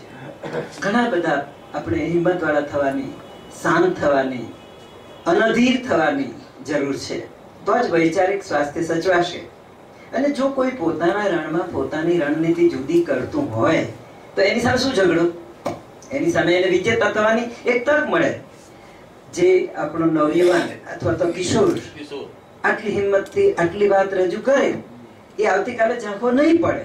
એની સામે ધારો કે કઈ વિઘ્ન આવશે, એની સામે ધારો કે ગરીબી આવશે, એની સામે ધારો કે કોઈ શિક્ષકનો પક્ષપાત આવશે, એની સામે ધારો કે કોઈ જાણે અજાણે અકસ્માત આવશે, એનો પ્રાણ જે પ્રબળ છે ને એ તો વાંસ જેમ પેલો પથ્થર ફોડીને નીકળે ને તેમ નીકળશે. એટલે આશા ગુમાવવા જેવું નથી. સવાલ એ છે કે અમેરિકા જોડે કોઈએ પણ કોઈ દેશને સરખાવવો નહીં જોઈએ, કારણ કે અમેરિકા એક ભયંકર વિરોધાભાસનો દેશ છે, ભયંકર વિરોધાભાસનો દેશ છે. એની જેટલી ઊંચી શિખરની ટોચ છે તેટલી એની ઊંડી ખાઈ છે. એ અમેરિકામાં પિસ્તોલ વેચનારા કારખાનાઓના વેચાણના શસ્ત્રોના વ્યાપાર પર બધું ચાલે છે. એ પિસ્તોલ બનાવનારા અને પિસ્તોલ વેચનારાઓ અમેરિકાના કોઈ પણ પ્રમુખને ઊંધોય પાડે ને ચતોય પાડે. અને જે દેશમાં 28% બાળકોને એના પિતાના નામની ખબર નથી, કારણ કે એની માને પણ ખબર નથી. ક્યાંથી ખબર ભાઈ? બિટવીન ધ બ્રેકેટ્સ તમે સમજો. માને કેમ ખબર નથી? એટલે પછી એને સોહામનું નામ આપ્યું. કે સંતાનના નામની પાછળ પિતાનું નામ શા માટે? એ તો પુરુષ સત્તાક વાત છે.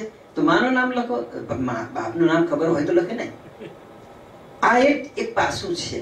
એટલે અમેરિકાની સાથે જ્યારે સરખાવીએ ત્યારે ત્યાંની જે સ્થિતિ અલ્પ વસ્તી એ તે લોકોને માટે એક મુદ્દો છે, મુશ્કેલી છે.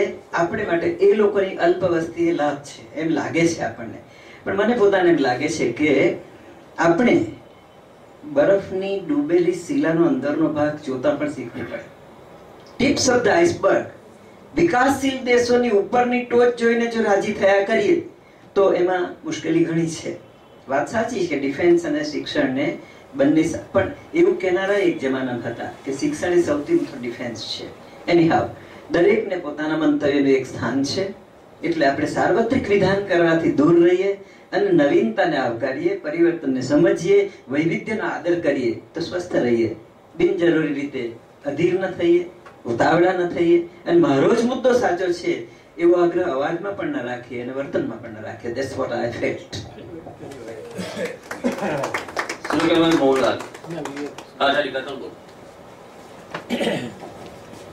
એક વિનંતી છે કે આપણે કામ કરીએ, અત્યારે આપણે જેટલા બેઠા છે બધું બરાબર છે, ઓલ રાઈટ છે, પણ કોઈ એક એવો આપણે એક ચાન્સ મળે કે અહીંયા થોડા છોકરાઓ બેઠા હોય અને બધા પોતપોતાની રીતે અહીંયા ભણાવે ઇન્ટરેક્ટિવલી, કે પછી આપણે જોઈએ કે બાળકોમાં કેવું પરિવર્તન આવે છે. અને આને આપણે ખાલી વાતમાં સીમિત નથી રાખવાનું, બધી રીતે પ્રયત્ન, પ્રેક્ટિકલ જે પ્રયત્નો છે તે આપણે ચાલુ કરવું છે. એટલી જ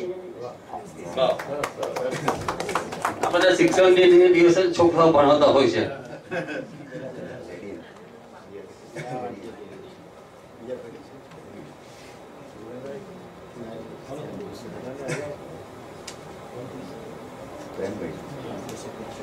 હજી 10 મિનિટ છે.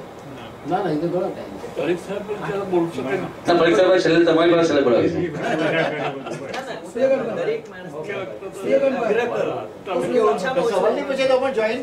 પ્રેમભાઈ કેમ બોલો ને? ફક્ત પ્રેમ વિશે બોલે એવું નથી. સૂર્યકાંતભાઈ કેમ બોલતા છે? સૂર્યકાંતભાઈ તો છે ને મૌન, એ તો એક જ આડા દાંપત્ય બોલવાના છે બસ.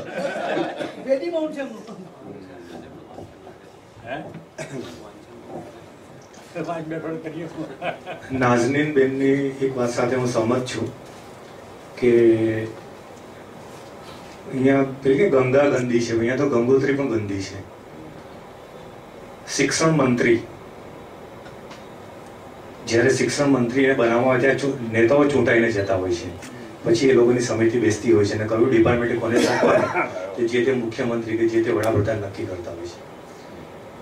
મુદ્દો એ છે કે જે શિક્ષણ મંત્રી બને છે તેનું ક્વોલિફિકેશન, બેને કહ્યું કે અંડર ગ્રેજ્યુએટ હોય છે.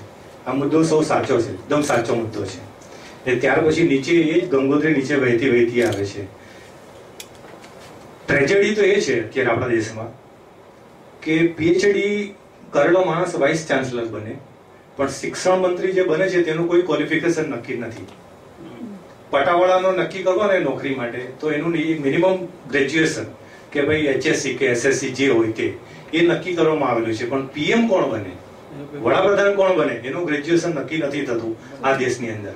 આજે આપણે જેના વિશે આપણે ડિબેટ કરવા બેઠા છે, જેના વિશે ચર્ચા કરવા બેઠા છે, તેમાં પાયાની જે ગંદકી તે આ ગંદકી છે.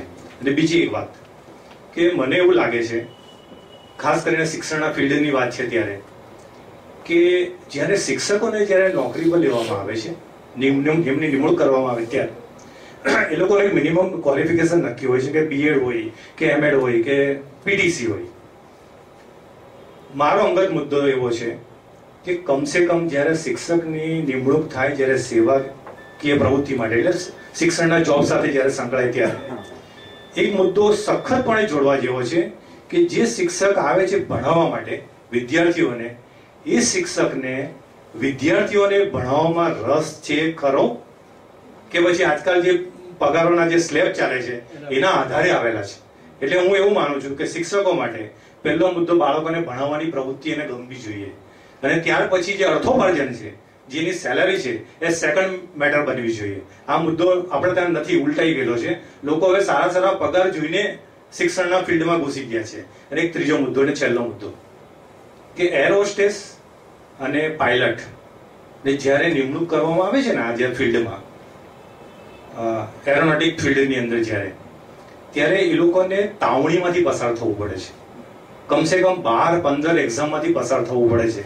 ત્યારે એર હોસ્ટેસ બનાય છે ને ત્યારે પાયલટ બનાય છે. મને એવું લાગે છે કે શિક્ષકો માટે, શિક્ષણ મંત્રી માટે, વાઇસ ચાન્સલર માટે આવી તાવણી આપણે ત્યાં નક્કી કરવાની જરૂરિયાત છે. નમ્રપણે મને એવું લાગે છે.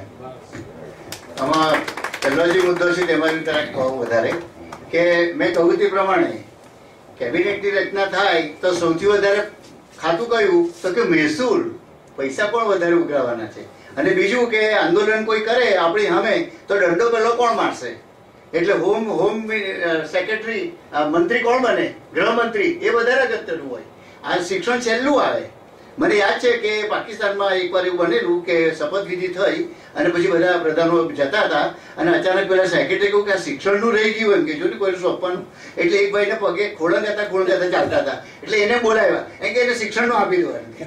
એટલે શિક્ષણને વિશે આપણે કોઈ પ્રાયોરિટી જ નથી. કહેવાનો મતલબ એ છે પ્રાયોરિટી પૈસા કેમ કમાવા, સમૃદ્ધિ કેમ મેળવવી, શોષણ કેમ ચાલુ રાખવું, અસમાનતા કેમ ચાલુ રાખવું. અને અસમાનતાની સામે લડવું હોય તો કોણ ગૃહમંત્રી એવો છે કે જે કર્ફ્યુ નાખી દેશે, 144 રૂપિયા નાખે, તેને પહેલો પ્રધાન મળે? તેમાં એનો જવાબ આવે.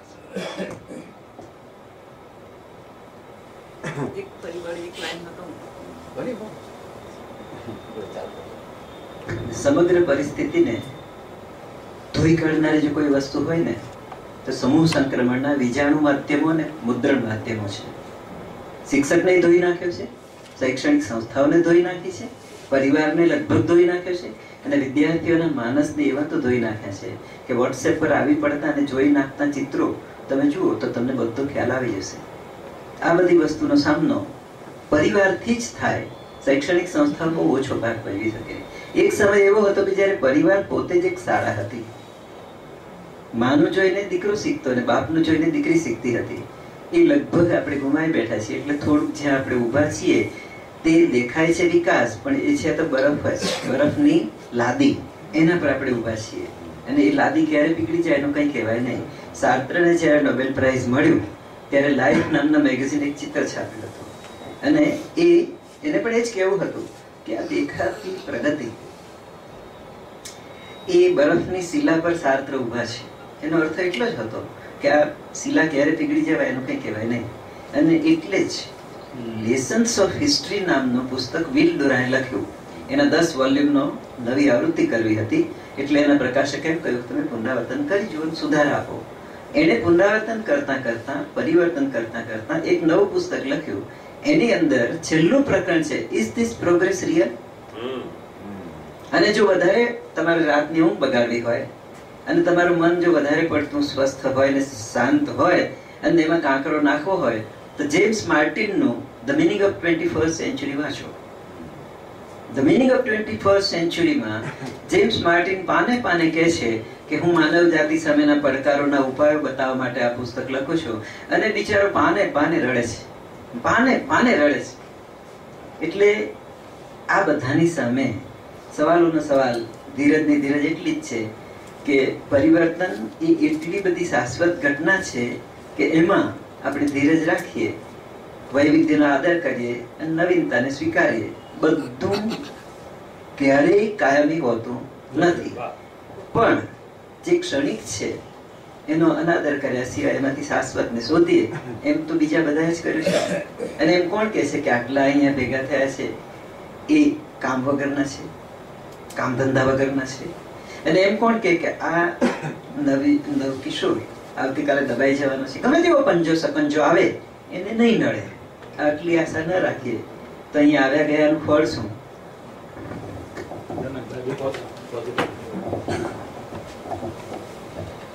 મેં કહ્યું તેમ આપણે એટલા બધા નિરાશ થવાની જરૂર નથી.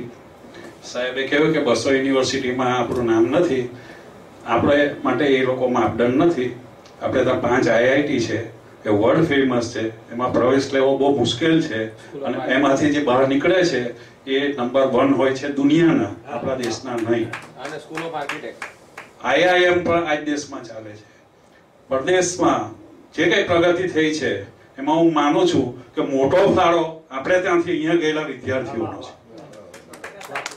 એટલે એ માપદંડ આપણે લેવાનો જ નથી. આપણે ત્યાં બહુ ઘણું સારું શિક્ષણ છે, બધું બરાબર છે. સત્યશોધક સભા સાધુ ભાવોને ખુલ્લી પાડે છે. એના કરતા હું એમ કેવું છું, જો શિક્ષણ માટે ચિંતા કરતા હોય તો નબળા શિક્ષકોને બહાર કાઢો.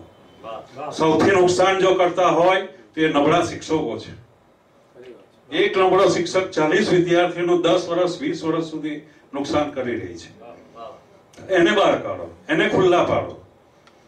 ભલે સામાજિક ન્યાય વચ્ચે આવતો હોય ને સરકારની મજબૂરી હોય કે એને પગાર આપો, પણ એનામાં એટલું તો સભાનતા લાવો કે તારી જે એ છે હોદ્દો છે, તારી જે ફરજ છે એ બહુ વ્યાપક છે અને બહુ ગંભીર છે.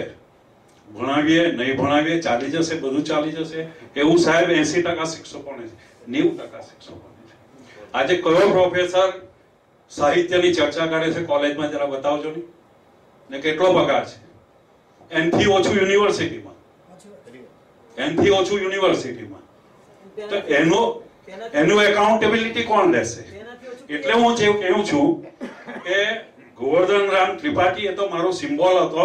સાહેબે ખોટું સમજ્યા. એટલે સિમ્બોલિકલી આ કક્ષાના માણસો સાહિત્યમાં, વિજ્ઞાનમાં કેમ નથી થયા? Because of the lacking of the good teachers. લોકોને તો લેવું છે જ, આવા વિદ્યાર્થીઓ તો બહુ છે. આપનારો સારો જોઈએ. બહુ સાચી વાત છે. માત્ર નબળા ટીચર નહીં, નબળી પ્રશિક્ષણ સંસ્થાઓ જે ટીચરો તૈયાર કરે છે એને પણ તાળા પહેલા મારવા. ટીચરમાં આવી જાય તો પણ વાત બહુ સાચી છે. હું તો ઘણી વખત કોલેજોમાં કેવું છું કે સાહિત્યકાર બોલાવો તો ખરા, તમે એક કાર્યક્રમ તો રાખો, પણ કોઈ રાખતું નથી. એનું કારણ છે કે સિલેબસ થી બહાર કોઈ જવા માંગતું નથી. સિલેબસ તો કોઈ ભણાવતું નથી પૂરો જાગે. પણ જનરલી શું છે કે જે આપણા વેલ્યુઝ ની વાત કરે છે, એ વેલ્યુઝ બાળકો સુધી કઈ રીતે મૂકવા તેની પણ કદાચ કોઈને બહુ સારી આવડત નથી. ને શિક્ષણ એટલું બધું વધારે કીધું ને પ્રજ્ઞા કે બહુ સાચી વાત કે શિક્ષણ એટલું બધું વધારી દીધું છે, બધા ચોપડાઓ. એટલે ખાસ તો પછી આ લોકોને દર બીજે દિવસે મીટિંગમાં જવાનું હોય. મને આમ આશ્ચર્ય થાય કે એક શિક્ષક બિચારા હું રહતો હતો મારી સામે કે જનકભાઈ હું ગઈકાલે મીટિંગમાં ગયો છું, જો આજે જો નહીં જાઉં ને તમારો પગાર કપાઈ જશે. મને છોકરાને ભણવાની મારે મહત્વ છે જ નહીં. એટલે ખરેખર તો મારી એવું પણ ઈચ્છા ખરી કે આપણે કંઈક એવો ઠરાવ કરીએ કે જે ધામ મોકલીએ. એ બધા પહેલા કારણે નહીં સંભળાય આપણે ભલે માનીએ, પણ કદાચ સંભળાય પણ ખરું કોઈ વખત. એક નાનકડો અવાજ પણ સંભળાતો હોય. પણ આપણે એટલે ખરેખર તો જાગૃતતા આપણે લેવાની છે કે કાગળનો માળો ચલો, અન્ના હજારે જે હશે તે, કેટલી વાર જે હશે તે, પણ એને એક કરી બતાવ્યું છે કરવાનું. તે સાચું ખોટું એ હોય કે આપણે હોય, ગમે તે હોય, પણ આપણે કોઈ આપણામાંથી કોઈ આપણે બહાર કોઈ આપણે આવતા જ નથી. આપણે તો આપણે એમ જ કે ચલો આ લોકો કરશે, સરકાર કરશે, આ કરશે, શિક્ષકો કરશે. આપણે એટલે જે વાત બહુ સાચી છે બાબાની કે આપણે 50 માણસો અહીંયા વાત કરે છે, પછી એને જે આગળ ધપાવવાનું કામ છે તે આપણે કરતા નથી. કે ચલો આપણે પાછા ભેગા થઈને અહીંયા શિક્ષણ સમિતિમાં જઈએ કે ભાઈ ચાલો આ વસ્તુ નહીં ચાલે. અહીંયા આપણે સુરતની કેટલી પ્રાથમિક શાળા શિક્ષક જ નથી. એક પેપર સેટરે કોલેજના યુનિવર્સિટીના સાહેબ આન્સર કીમાં ભૂલ કરી છે. આન્સર કીમાં ભૂલ એટલે કેટલાય વિદ્યાર્થીઓનું પરિણામ બદલાઈ ગયું. બરાબર, એની પાસે ખુલાસો માંગ્યો. એને શું જવાબ આપ્યો? મારું માથું દુખતું હતું જ્યારે હું આન્સર કી કરતો હતો. પેપરમાં જ એ સ્વીકારી લીધું યુનિવર્સિટીએ. હવે શું અપેક્ષા રાખી? મહેમાન આવેલા હતા એવું બધું. મહેમાન આવેલા હા, એક જવાબ છે. એટલે સવાલ શું છે કે આપણે લોકો થોડાક પણ જાગીએ અને કંઈક એવું કરીએ કે નહીં ભાઈ ચાલો આ એ થાય કે ભાઈ આપણે ચાલો શિક્ષણ સમિતિને વાત કરીએ, અવાજ ઉઠાવીએ. મુખ્ય પ્રોબ્લેમ તો છે કે આપણે પોતે જ અવાજ ઉઠાવવાનું બંધ કરી નાખ્યો. આપણે સ્વીકારી દીધું કે ભાઈ આ વસ્તુ આ પરિસ્થિતિ આમાં ચાલશે હજારો સાલ સુધી. પ્રોબ્લેમ અહીંયા આવે છે. શું કે ભાઈ તમે હવે કઈ ઉભા થાવ, તમે ઘણા બધા આંદોલનો પણ કરેલા છે. પ્રોફેસરો માટે આંદોલન કરેલા છે અને શિક્ષણ માટે આંદોલન કરેલા છે. બંને માટે, એના હક માટે પણ, ફરજ માટે પણ કર્યા જશે એવું માની લેવું છું.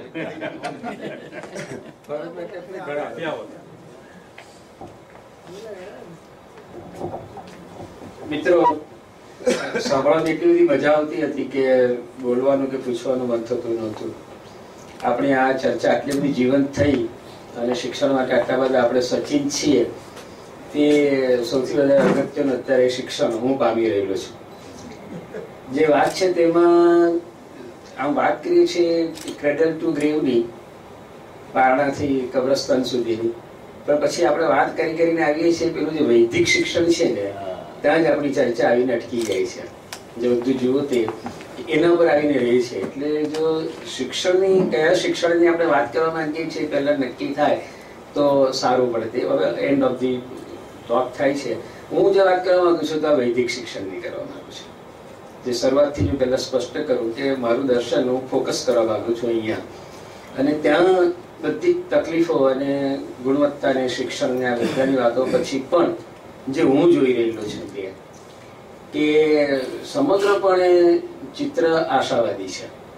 હું જે જોઈ રહેલો છું ત્યાં, અને જે બધા સી કહેવામાં આવ્યા ક્રિએટિવિટીથી માંડીને, તે કોઈને કોઈ જગ્યાએ નાના નાના અંકુરો હું એને ફૂટતા જોઈ રહ્યો છું. પછી એ પ્રાથમિક માધ્યમિક કે જે હોય તે તકલીફ ક્યાં છે તે એટલી જ છે કે શિક્ષણનું ખાનગીકરણ થવાને કારણે, જેમ પેલી વાત છે વશી સાહેબની કે શિક્ષક ફરજ પરત બેદરકાર થાય છે, તેમ સામે છેડી બીજી એક વાત થવા માંડી છે કે 12 કલાક કામ કરાવ્યા પછી પણ જ્યારે એની પાસેથી વધારે અપેક્ષા રાખવામાં આવે છે, તે જે લોરોત પેલી બાજુ જાય છે તે પણ બરાબર નથી. એટલે કોઈ વચલો રસ્તો આ નીકળવો જોઈએ. અને એ જે 6 કલાક કે 5 કલાક 24 કલાકની અંદર આવે છે, અને બેને જે વ્યાખ્યા બાંધી તે જોઈએ તો અત્યારે સરેરાશ આયુષ્ય 65 વર્ષનું છે, અને 6 વર્ષથી શિક્ષણનું શરૂ કરીએ. શરૂઆતના જો કેમ જ ખરું તો બીજ તો ત્યાં જ પડે છે શરૂઆતના 5 વર્ષની અંદર, તો તેને પણ સાથે લઈએ તો 65 વર્ષમાં તો વૈદિક શિક્ષણ તો 15 વર્ષ માટે જ આવે છે. એટલે સમગ્ર ખરાબ પરિસ્થિતિ માટે તો શિક્ષણ સિવાયની જે બહારની એજન્સીઓ છે તેને જવાબદાર ઠેરવવા પડે, જો કબ્રસ્તાનથી પારણાની વાત ચાલતી હોય તો. એટલે પેલું હું ફોકસ કરું છું. અને ત્યાં હું કહેવા માંગુ છું એટલું જ કે આ જે પેલા અંકુરો ફૂટે છે તે પેલી બહારની જે કહેતા હોય તે, પણ એક્સપ્લોઝન ઓફ નોલેજ મીડિયા આ બહુ મોટા પ્રમાણમાં કામ કરી રહ્યું છે, અને હું એની ઘણી બધી સારી અને વિધાયક અસર જોઉં છું. ને જે છેલ્લે મને લાગે આઈ કે એને જે IN થી શરૂ કર્યું કે નેટ પર જ તમે ભણી લો, અને જે જનકભાઈ કહું પણ શિક્ષણના અને શિક્ષક તરીકે મારો શરૂઆતથી જ આગ્રહ હતો કે સ્વ અધ્યયન એ જ શિક્ષણ છે, અધ્યાપન એ શિક્ષણ નથી. અને કેસ સ્ટડી એ જાણે છે એટલે એમાં વધારે હું ચર્ચા નહીં કરું કે તેવા બધી પ્રતિકૂળ પરિસ્થિતિઓ આપણા સ્વ અધ્યયન માટે આગ્રહ રાખતો હતો. આ જે મીડિયા જે અત્યારે કામ કરી રહેલું છે ને, એ આપણા બાળકોને, જુવાનિયાઓને, વૃદ્ધોને બધાને સ્વ અધ્યયનની બહુ મોટી તક આપે છે. અને જો એ રીતે લેવામાં આવે પછી એક નેશનલ જ્યોગ્રાફિકનો ઇવેન્ટ જુઓ કે પેલી એજ્યુસ્ટેટ જે સ્પુટનિક મૂકેલો છે તેનું તમે જુઓ તો ખ્યાલ આવશે. અને તેથી વિદ્યાર્થીઓ બહુ સરસ તૈયાર થઈને આવે છે. એટલે હું એવું ચોક્કસ માનું છું કે આ પ્રકારે ચાલશે તો જે અત્યારે વૈદિક શિક્ષણની સંસ્થાઓ વગેરે છે એ ઘણી બધી આઉટડેટેડ થશે. સિવાય કે પોતે એના નોલેજના અને થવા માંડી છે. કોઈ સ્કૂલ એવી બાકી નથી કે જ્યાં કોમ્પ્યુટરો નહીં હોય, કોઈ સ્કૂલ એવી બાકી નથી કે જેને ઇન્ટરનેટના હવે જોડાણો નહીં હોય. એટલે શરૂ તો થઈ જ ગયું છે, પણ બહુ મોટા આખા દેશની વાત કરું છું, દુનિયાની વાત પછી જ કરીએ પણ આપણા દેશની વાત કરીએ તો. અને તેની અંદર આ બધું થવા માંડ્યું છે. કદાચ આપણે જોવું જોઈએ, અને તે પ્રકારે આપણા બધા ચિંતન અહીંયા કરવાવાળા બેઠા છે તે દિશામાં હવે લઈ જાય સ્વ અધ્યયન તરફ. અને ટીચિંગ કરવાને માટે ફેસિલિટેટર થાય, not even resource man. He should not now be a resource man. A facilitator થાય, એને ફેસિલિટેટ કરે સ્વ અધ્યયન માટે. જે ધીરજ વગેરેની વાત કેનેડા અમેરિકામાં કરી, જે મેં પોતે પણ જોઈ છે, તે જો કરવામાં આવે એનું કારણ અહીંયા પડેલું છે કે ફેસિલિટેટર થવા માંડ્યા છે. એ teachers, they are now not teachers, they are facilitators. એને કરવાને માટે કરીએ તો એ જે દિશામાં શિક્ષણ ચાલી રહેલું છે એને બહુ સરસ સ્પીડ આપણે આપી શકીએ. એટલે ક્વોલિટેટિવ જો ચેન્જ કરવાનો હોય તો હવે ટીચિંગમાંથી રિસોર્સમેન પણ મટી જઈએ, ગાઈડ પણ મટી જઈએ, અને ફેસિલિટેટરની દિશામાં કદાચ વચ્ચેના સ્ટેશનો છોડી દઈએ તો રાજધાની એક્સપ્રેસ ચલાવી લઈએ તો પણ વાંધો નથી. સીધો ટીચિંગમાંથી ફેસિલિટેટરમાં આપણા શિક્ષકો, અને હવે શિક્ષકની પણ જરૂર નથી, ટેકનોક્રાફ્ટની બહુ મોટા પ્રમાણમાં જરૂર પડવાની, ટેકનિશિયન્સની. અત્યારે 2 કે 3 સંસ્થામાં હમણાં જઈને આવ્યો તો વિડીયો કોન્ફરન્સ ચાલે છે. આવતી પરીક્ષાને માટે. તે એક માણસ કેન્દ્રમાં બેસીને ત્યાંથી આખા રાજ્યની અંદર લઈને તો 1000-2000 વિદ્યાર્થીઓને ભણાવી રહેલો છે. અત્યારે બપોરના 3 વાગ્યાની જ વાત કરું છું. આટલી બપોરે 3 વાગ્યા સંસ્થામાં ગયો તો મેં જોયું કે વિડીયો કોન્ફરન્સથી ચાલી રહેલું છે. તો હવે તો બધું આઉટડેટેડ થવા માંડ્યું. એક જ શિક્ષક ત્યાંથી પૂરતો થઈ જાય છે. તો લેટ અસ ગો ઇન્ટુ જે ડિરેક્શન. આટલી બધી સરસ ટેકનોલોજી આપણને મળી છે તો વોટ્સએપના એટલે એમાં એવું છે કે જે ચિત્રો જોવાનું આપણને મળતું નથી ને, અને આપણા જુવાનીઓને મળે તેની અદેખાઈ નહીં કરીએ. આપણે પેલામાં જઈએ અને પેલું જો પકડીએ તો ઘણું બધું મળશે એવું માનું છું. સારી વાત મને એક સવાલ થાય છે કે સોશિયલ મીડિયા વાળા જેટલા યુવાનો છે તે લોકોને કોઈ માહિતી જોઈએ તો તે લોકોને સીધો સવાલ પૂછો જવાબ આપી શકશે? આપણે અહીંયા જયારે સોશિયલ મીડિયા વાળા બોલાવીએ અને 5 સવાલ પૂછીએ કે તમે આ બધું જોયું તો એ માહિતી આપી શકશે? જો તૈયાર માહિતી જયારે મળતી હોય ને ત્યારે શિક્ષકનું કામ નથી, તો તૈયાર માહિતીમાંથી છે ને આપણે સાદા આવા સોશિયલ મીડિયા બનાવશું. સોશિયલ મીડિયાએ આ એક બીજો દાખલો આપું. સોશિયલ મીડિયાએ નરેન્દ્ર મોદીને ઉભો કર્યો અને સોશિયલ મીડિયા પાછી કેજરીવાલને ઉભો કરશે અને એ સોશિયલ મીડિયા કેજરીવાલ સાહેબ બીજાને બી ઉભો કરે. સોશિયલ મીડિયા તો ખાલી પેલો ટીવી ચેનલ, તમે ટીવી ચેનલની વાત કરી ને, ટીવી ચેનલ જેટલી બોગસ કોઈ વસ્તુ નથી. મીડિયા જેટલી ખરાબમાં ખરાબ સમાજને ફેરવે છે ને, તો મીડિયાને તો કોઈ તો ઉભો પણ નહીં રહેવા દેવા જોઈએ. મીડિયા તો ચોથી જાતિ બનવું જોઈએ. આ બધા ભાટચારો નથી ઉભા કરવા. આ બધા ભાટચારો કોર્ટના 4 ને 5, કોર્ટના 2 લાખ રૂપિયા, 4 ને 10, કોર્ટના 5 લાખ રૂપિયા, 5 ને 10 આવા ભાટચારણ મીડિયાએ ભાટચારો ઉભા કર્યા છે. સૂર્યકાંતભાઈ દેશને ખાવાના નાખે. એટલે હવે માત્ર એક જ કે પૂરી નમ્રતા સાથે હું તમારી સાથે મતભેદ રાખું છું. પહેલી વસ્તુ.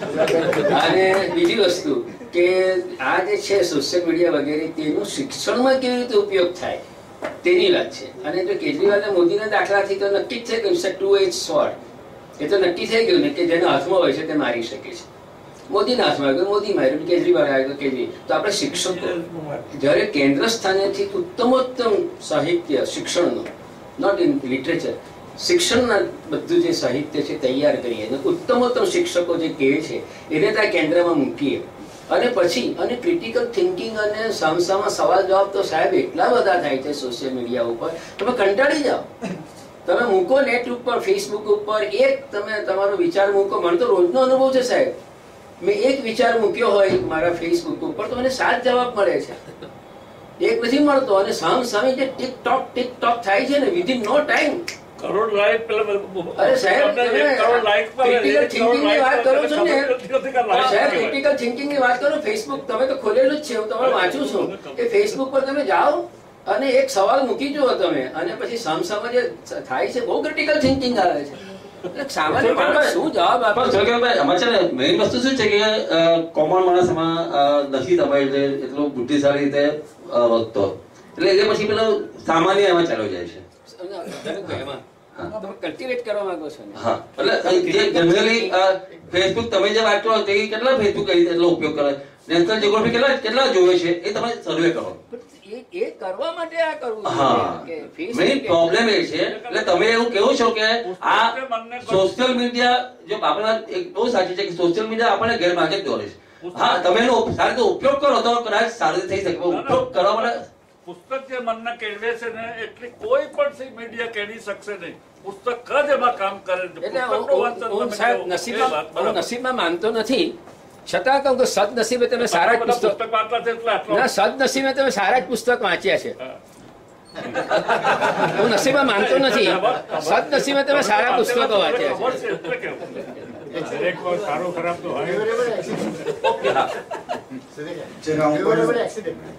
આ ફિલ્ડ સાથે સંકળાયેલો છું તો મેં પણ જરા આ મીડિયાની વાત થઈ ને તો મેં પણ જરા હમણાં એક એક્સપિરિયન્સ કર્યો, એટલે એક્સપેરિમેન્ટ કર્યો ને પછી મને એક અનુભવ થયો કે મીડિયાનો કઈ રીતે આપણે લાભ છોકરાઓના બેનિફિટમાં કરી શકાય.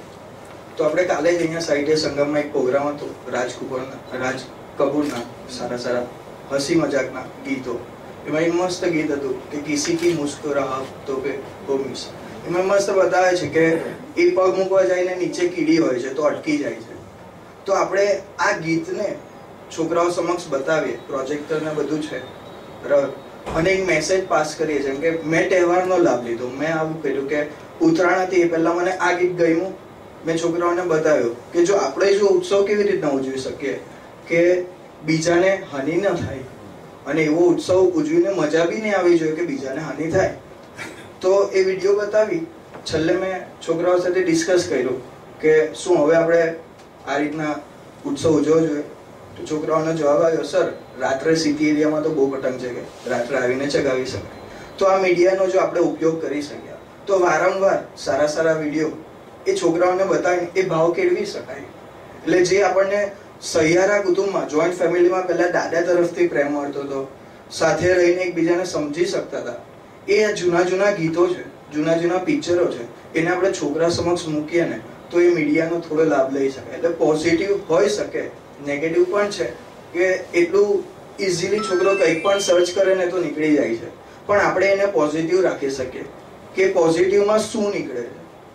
ઘણા ઘણા વિડીયો એટલા સારા હોય છે કે છોકરાને કદાચ આપણે બોર્ડ પર સમજાવીએ ને એના કરતા બેટર એ વિડીયો જોઈને સમજી જાય છે. તો શું સર્ચ કરવું એનામાં ડેવલપ કરીએ. એટલે વૃત્તિ આપણે એ વસ્તુ આપણામાં ડેવલપ કરીએ કે છોકરાને કઈ રીતે બતાવી શકાય. વોટ્સઅપ વાપરીએ છીએ, ફેસબુક વાપરીએ છીએ, પણ એક યુટ્યુબ કરીને સર્ચ કરીને ને છોકરાઓને એ વિડીયો બતાવે ને તો એની ઇફેક્ટ, વિડીયો ઇફેક્ટ એના મગજ પર કાયમ રહે. જેમ કે કોમર્સમાં જોઈએ છે નાનામાં નાનો મધ્યસ્થ બહુલક, આ ટોપિક બહુ નાના છે. મેડમે કીધું તેમ ચેક લખતા નથી આવડતું, તો શું એ સીએ કોઈ દિવસ આવીને ભણાવે છે? એ બહુ નાનું ઉદાહરણ થયું ચેકની વાત. પણ સમજો કે ઘસારો ગણવો છે, એકચ્યુઅલમાં રિટર્ન કેવી રીતે ભરાય છે, એ બધું કોલેજના છોકરાઓને પણ નથી ખબર. કદાચ પ્રોફેસરને બી નથી ખબર હોતી કે અકાઉન્ટિંગ સ્ટાન્ડર્ડ, કદાચ કોઈ કોમર્સ ફિલ્ડ સાથે સંકળાયેલો એને વધારે ખ્યાલ આવતો હોય કે અકાઉન્ટિંગ સ્ટાન્ડર્ડ શું છે. ભાઈ સ્ટોકનું વેલ્યુએશન થાય છે તો કોણે કીધું? એ સવાલ એના છોકરાના મગજમાં તરત સાહજિક રીતે આવે કે વધારે વેલ્યુ કે ઓછી વેલ્યુ કઈ લેવી, પણ એ કોણે કીધું? તો એનો બેઝ શું છે? તો ભાઈ એના અકાઉન્ટિંગ સ્ટાન્ડર્ડ કોણ નક્કી કરે છે? ઇન્સ્ટિટ્યૂટ ઓફ ચાર્ટર્ડ એકાઉન્ટન્ટ નક્કી કરે. આ જો સૌને જ નહીં ખબર હોય તો છોકરાને કેવી રીતે આવડે? તો બેસ્ટ વે મીડિયાનો લાભ એ રીતે લઈ શકાય કે યુટ્યુબ પર આ બધું અવેલેબલ છે, માત્ર સર્ચ શું કરવાનું છે ને એને શીખવીએ, એને ભાવ ડેવલપ કરીએ તો મીડિયાનો લાભ લઈ શકાય. અને ચેન્જ, છેલ્લે કહું કે ચેન્જ બિફોર ચેન્જ ઇન્ફોર્સ યુ, તમારા પર બદલાવ લાદી લેવામાં આવે ને એ પહેલા એને એક્સેપ્ટ કરી લો. Before change enforce your on you, you should accept the change. એટલે ચેન્જને આપણે સ્વીકારી લેવો જોઈએ. 12 વર્ષના 10 વર્ષના છોકરાઓ રાતે 2 વાગ્યા સુધી શું સર્ચ કરે છે અને શું જોવે છે તેનો તમે અભ્યાસ કરો ને તો તમને ખબર પડે કે 12 વર્ષનો છોકરો કેટલો મહેનત કરે છે.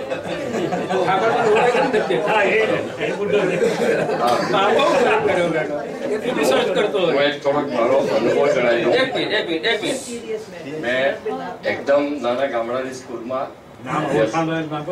આરએચ વ્યાસ છે મારું નામ, અને એકદમ નાના ગામડાની સ્કૂલમાં એજ્યુકેશન લીધું છે અને કોલેજનું એજ્યુકેશન એકદમ મોડર્ન જે કોલેજ કહેવાય એમાં લીધું છે. બંનેમાં શું ફરક છે એ હું તમને કહું છું કે જે કોલેજમાં જ્યાં ભણવામાં આવતું હતું અમને ત્યાં જે વેલ્યુઝ છે, આપણે જેને વેલ્યુઝ કહીએ છીએ, જે નૈતિકતા, મુખ્ય વસ્તુ તો શું છે કે વિષય અને નૈતિકતા બે અલગ વસ્તુ છે.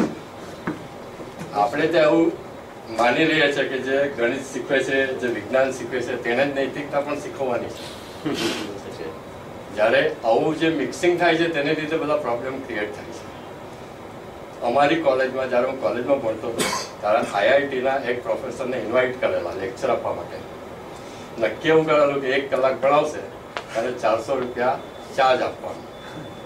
તે ટાઈમે 75ની વાત કરું, એટલે 400 રૂપિયા તો તે ટાઈમે આખા મહિનાનો પગાર. એ ભાઈ આવ્યા, ચાલુ કર્યું લેક્ચર, 1 કલાક તેમણે પૂરો કરી દીધો. પછી છોકરાઓ ક્વેશ્ચન પૂછવા શરૂ કર્યા. એટલા બધા ક્વેશ્ચન પૂછે, એટલા બધા. એ ભાઈએ વચ્ચે ઉભા થઈને સિગરેટ સળગાવી. એટલે સાહેબ કે સાહેબ આ તો એજ્યુકેશન ઇન્સ્ટિટ્યૂટ છે, તો સ્મોકિંગ ઇઝ નોટ અલાઉડ.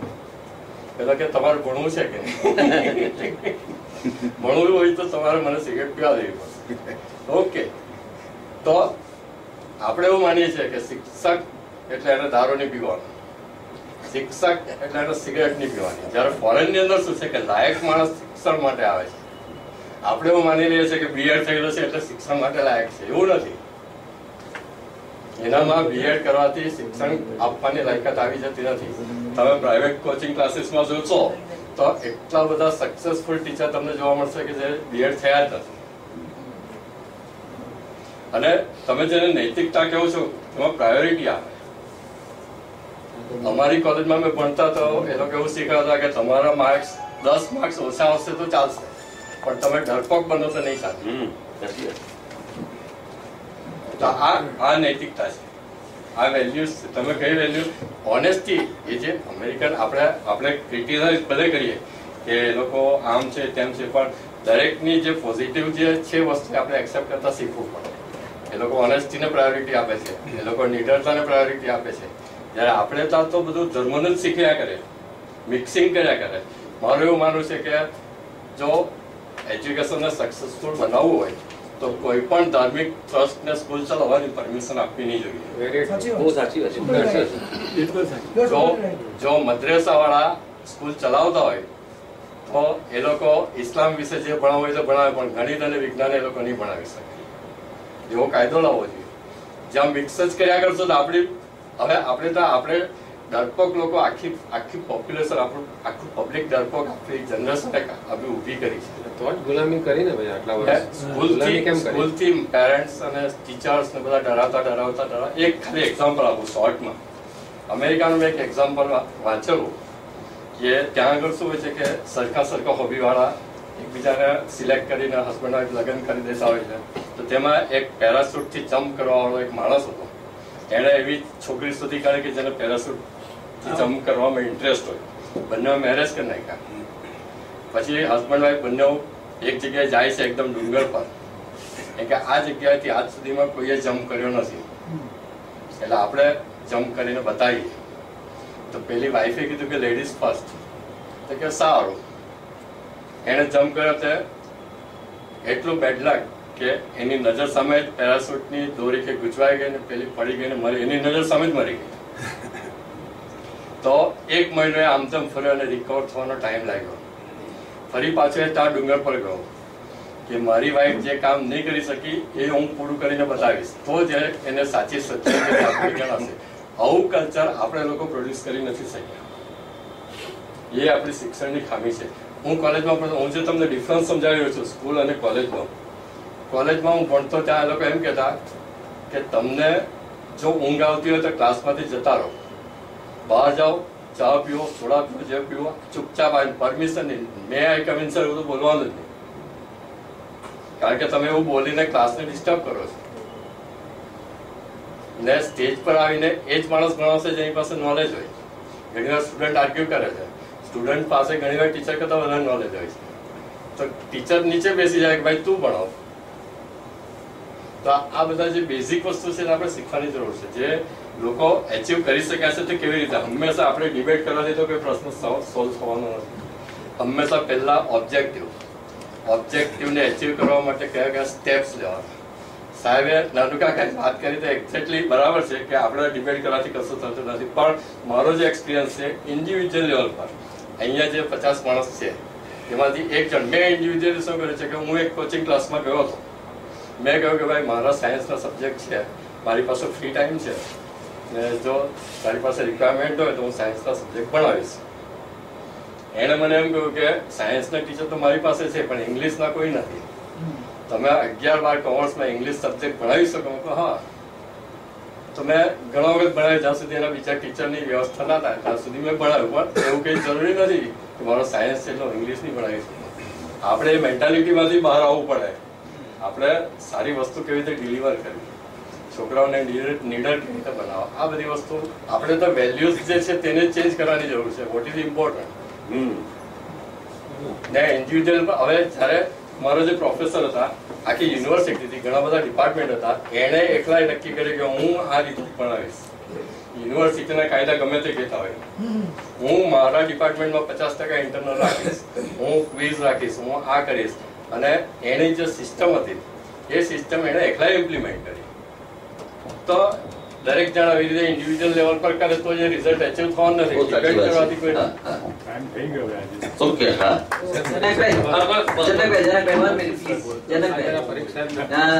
દીપકભાઈ અંતઃકરણમાં દુઃખ લઈને જાય મને પોસાય એવું નથી. ગોવર્ધન રામની જયારે આપણે વાત કરી ત્યારે મારે એમ જ કેવું છે કે વહેતી નદીના પાણીમાં એકનો એક માણસ એકની એક જગ્યાએ બે વાર પગ બોડી ના શકે. ગોવર્ધન રામ પેદા ન થાય. આટલું જ. એ તો દીપકભાઈ એવું કહેવા માંગતા હતા, સમજાવી.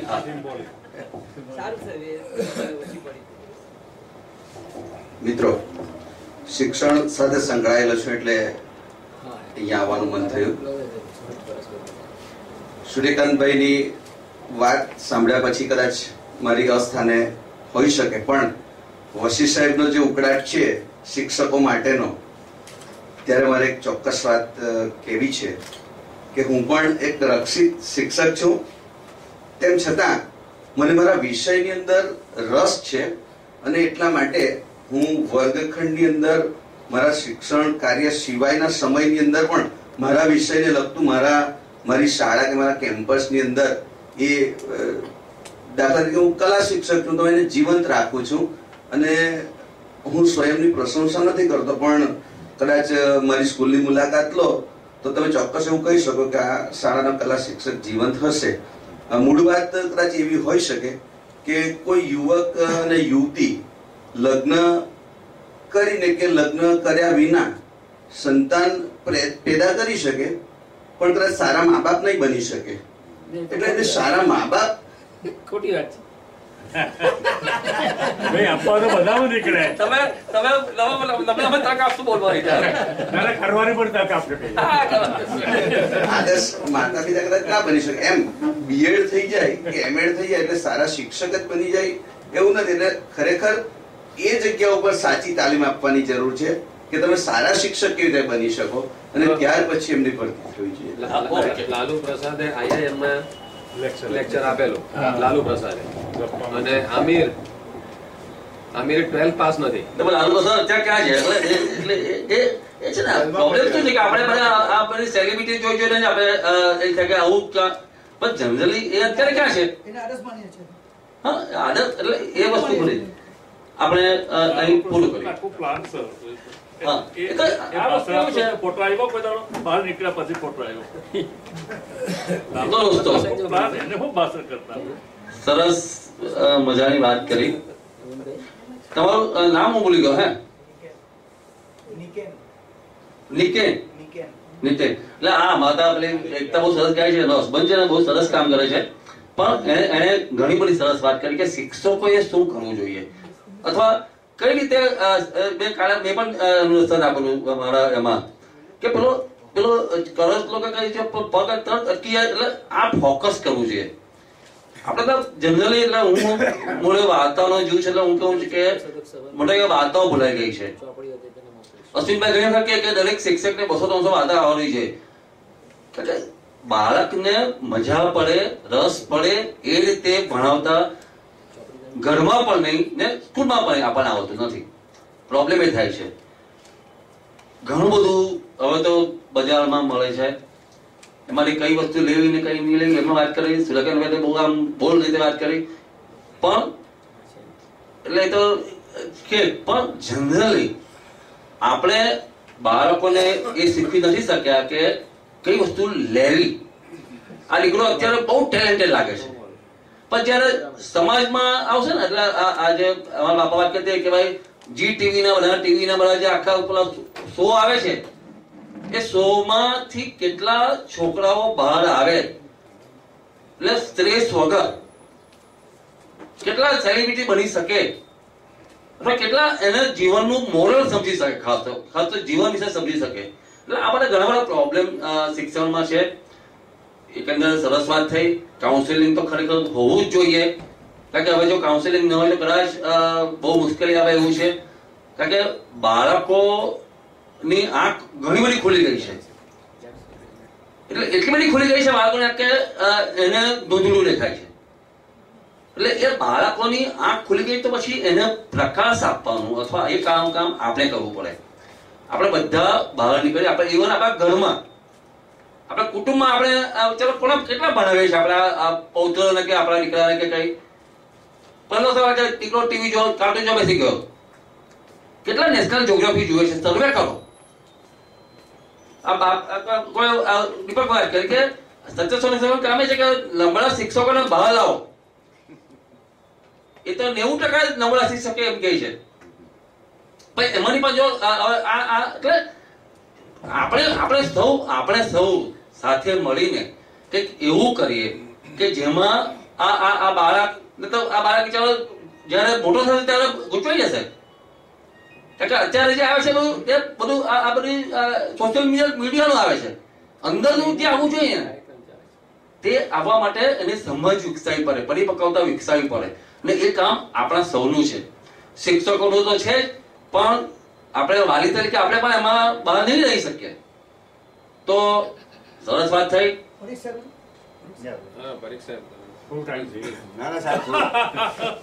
પરીક્ષા આપણે કાલે બાળકોનું શોષણ બોલાવીશું. આવતીકાલે બહુ એટલે આના કરતા ક્રૂર જો હોય ને તો આ સૌથી મોટો પ્રોબ્લેમ છે બાળકોનું શોષણ, આર્થિક, ધાર્મિક ને જાતીય. એમાં આપણા પ્રેમ સુમેશભાઈ, સિદ્ધાર્થ દેગામી, ગીતાબેન શ્રોફ, સુમિત પાઠકજી અહીં બેસશે, થોડાક મુદ્દાઓ રજૂ કરશે અને આપણે એની પર ચર્ચા કરીશું. હજુ પણ મારું માનવું એવું છે કે આ 50 માણસ કે 40 માણસ ભેગા થાય એમાં આ પ્રવૃત્તિ સીમિત રહી જશે. પણ આપણામાંથી કોઈક વિચારનો અંકુર લઈને આપણે બહાર જઈએ ને કંઈક કામ કરીએ તો આજે આપણે 5 દિવસ સાર્થક ઠરવાના હશે. નહીં તો એમ લાગે કે સમય આપણો વેડફાઈ ગયો. તો આવતીકાલે હાજર હશો. આપ સૌનો ખૂબ ખૂબ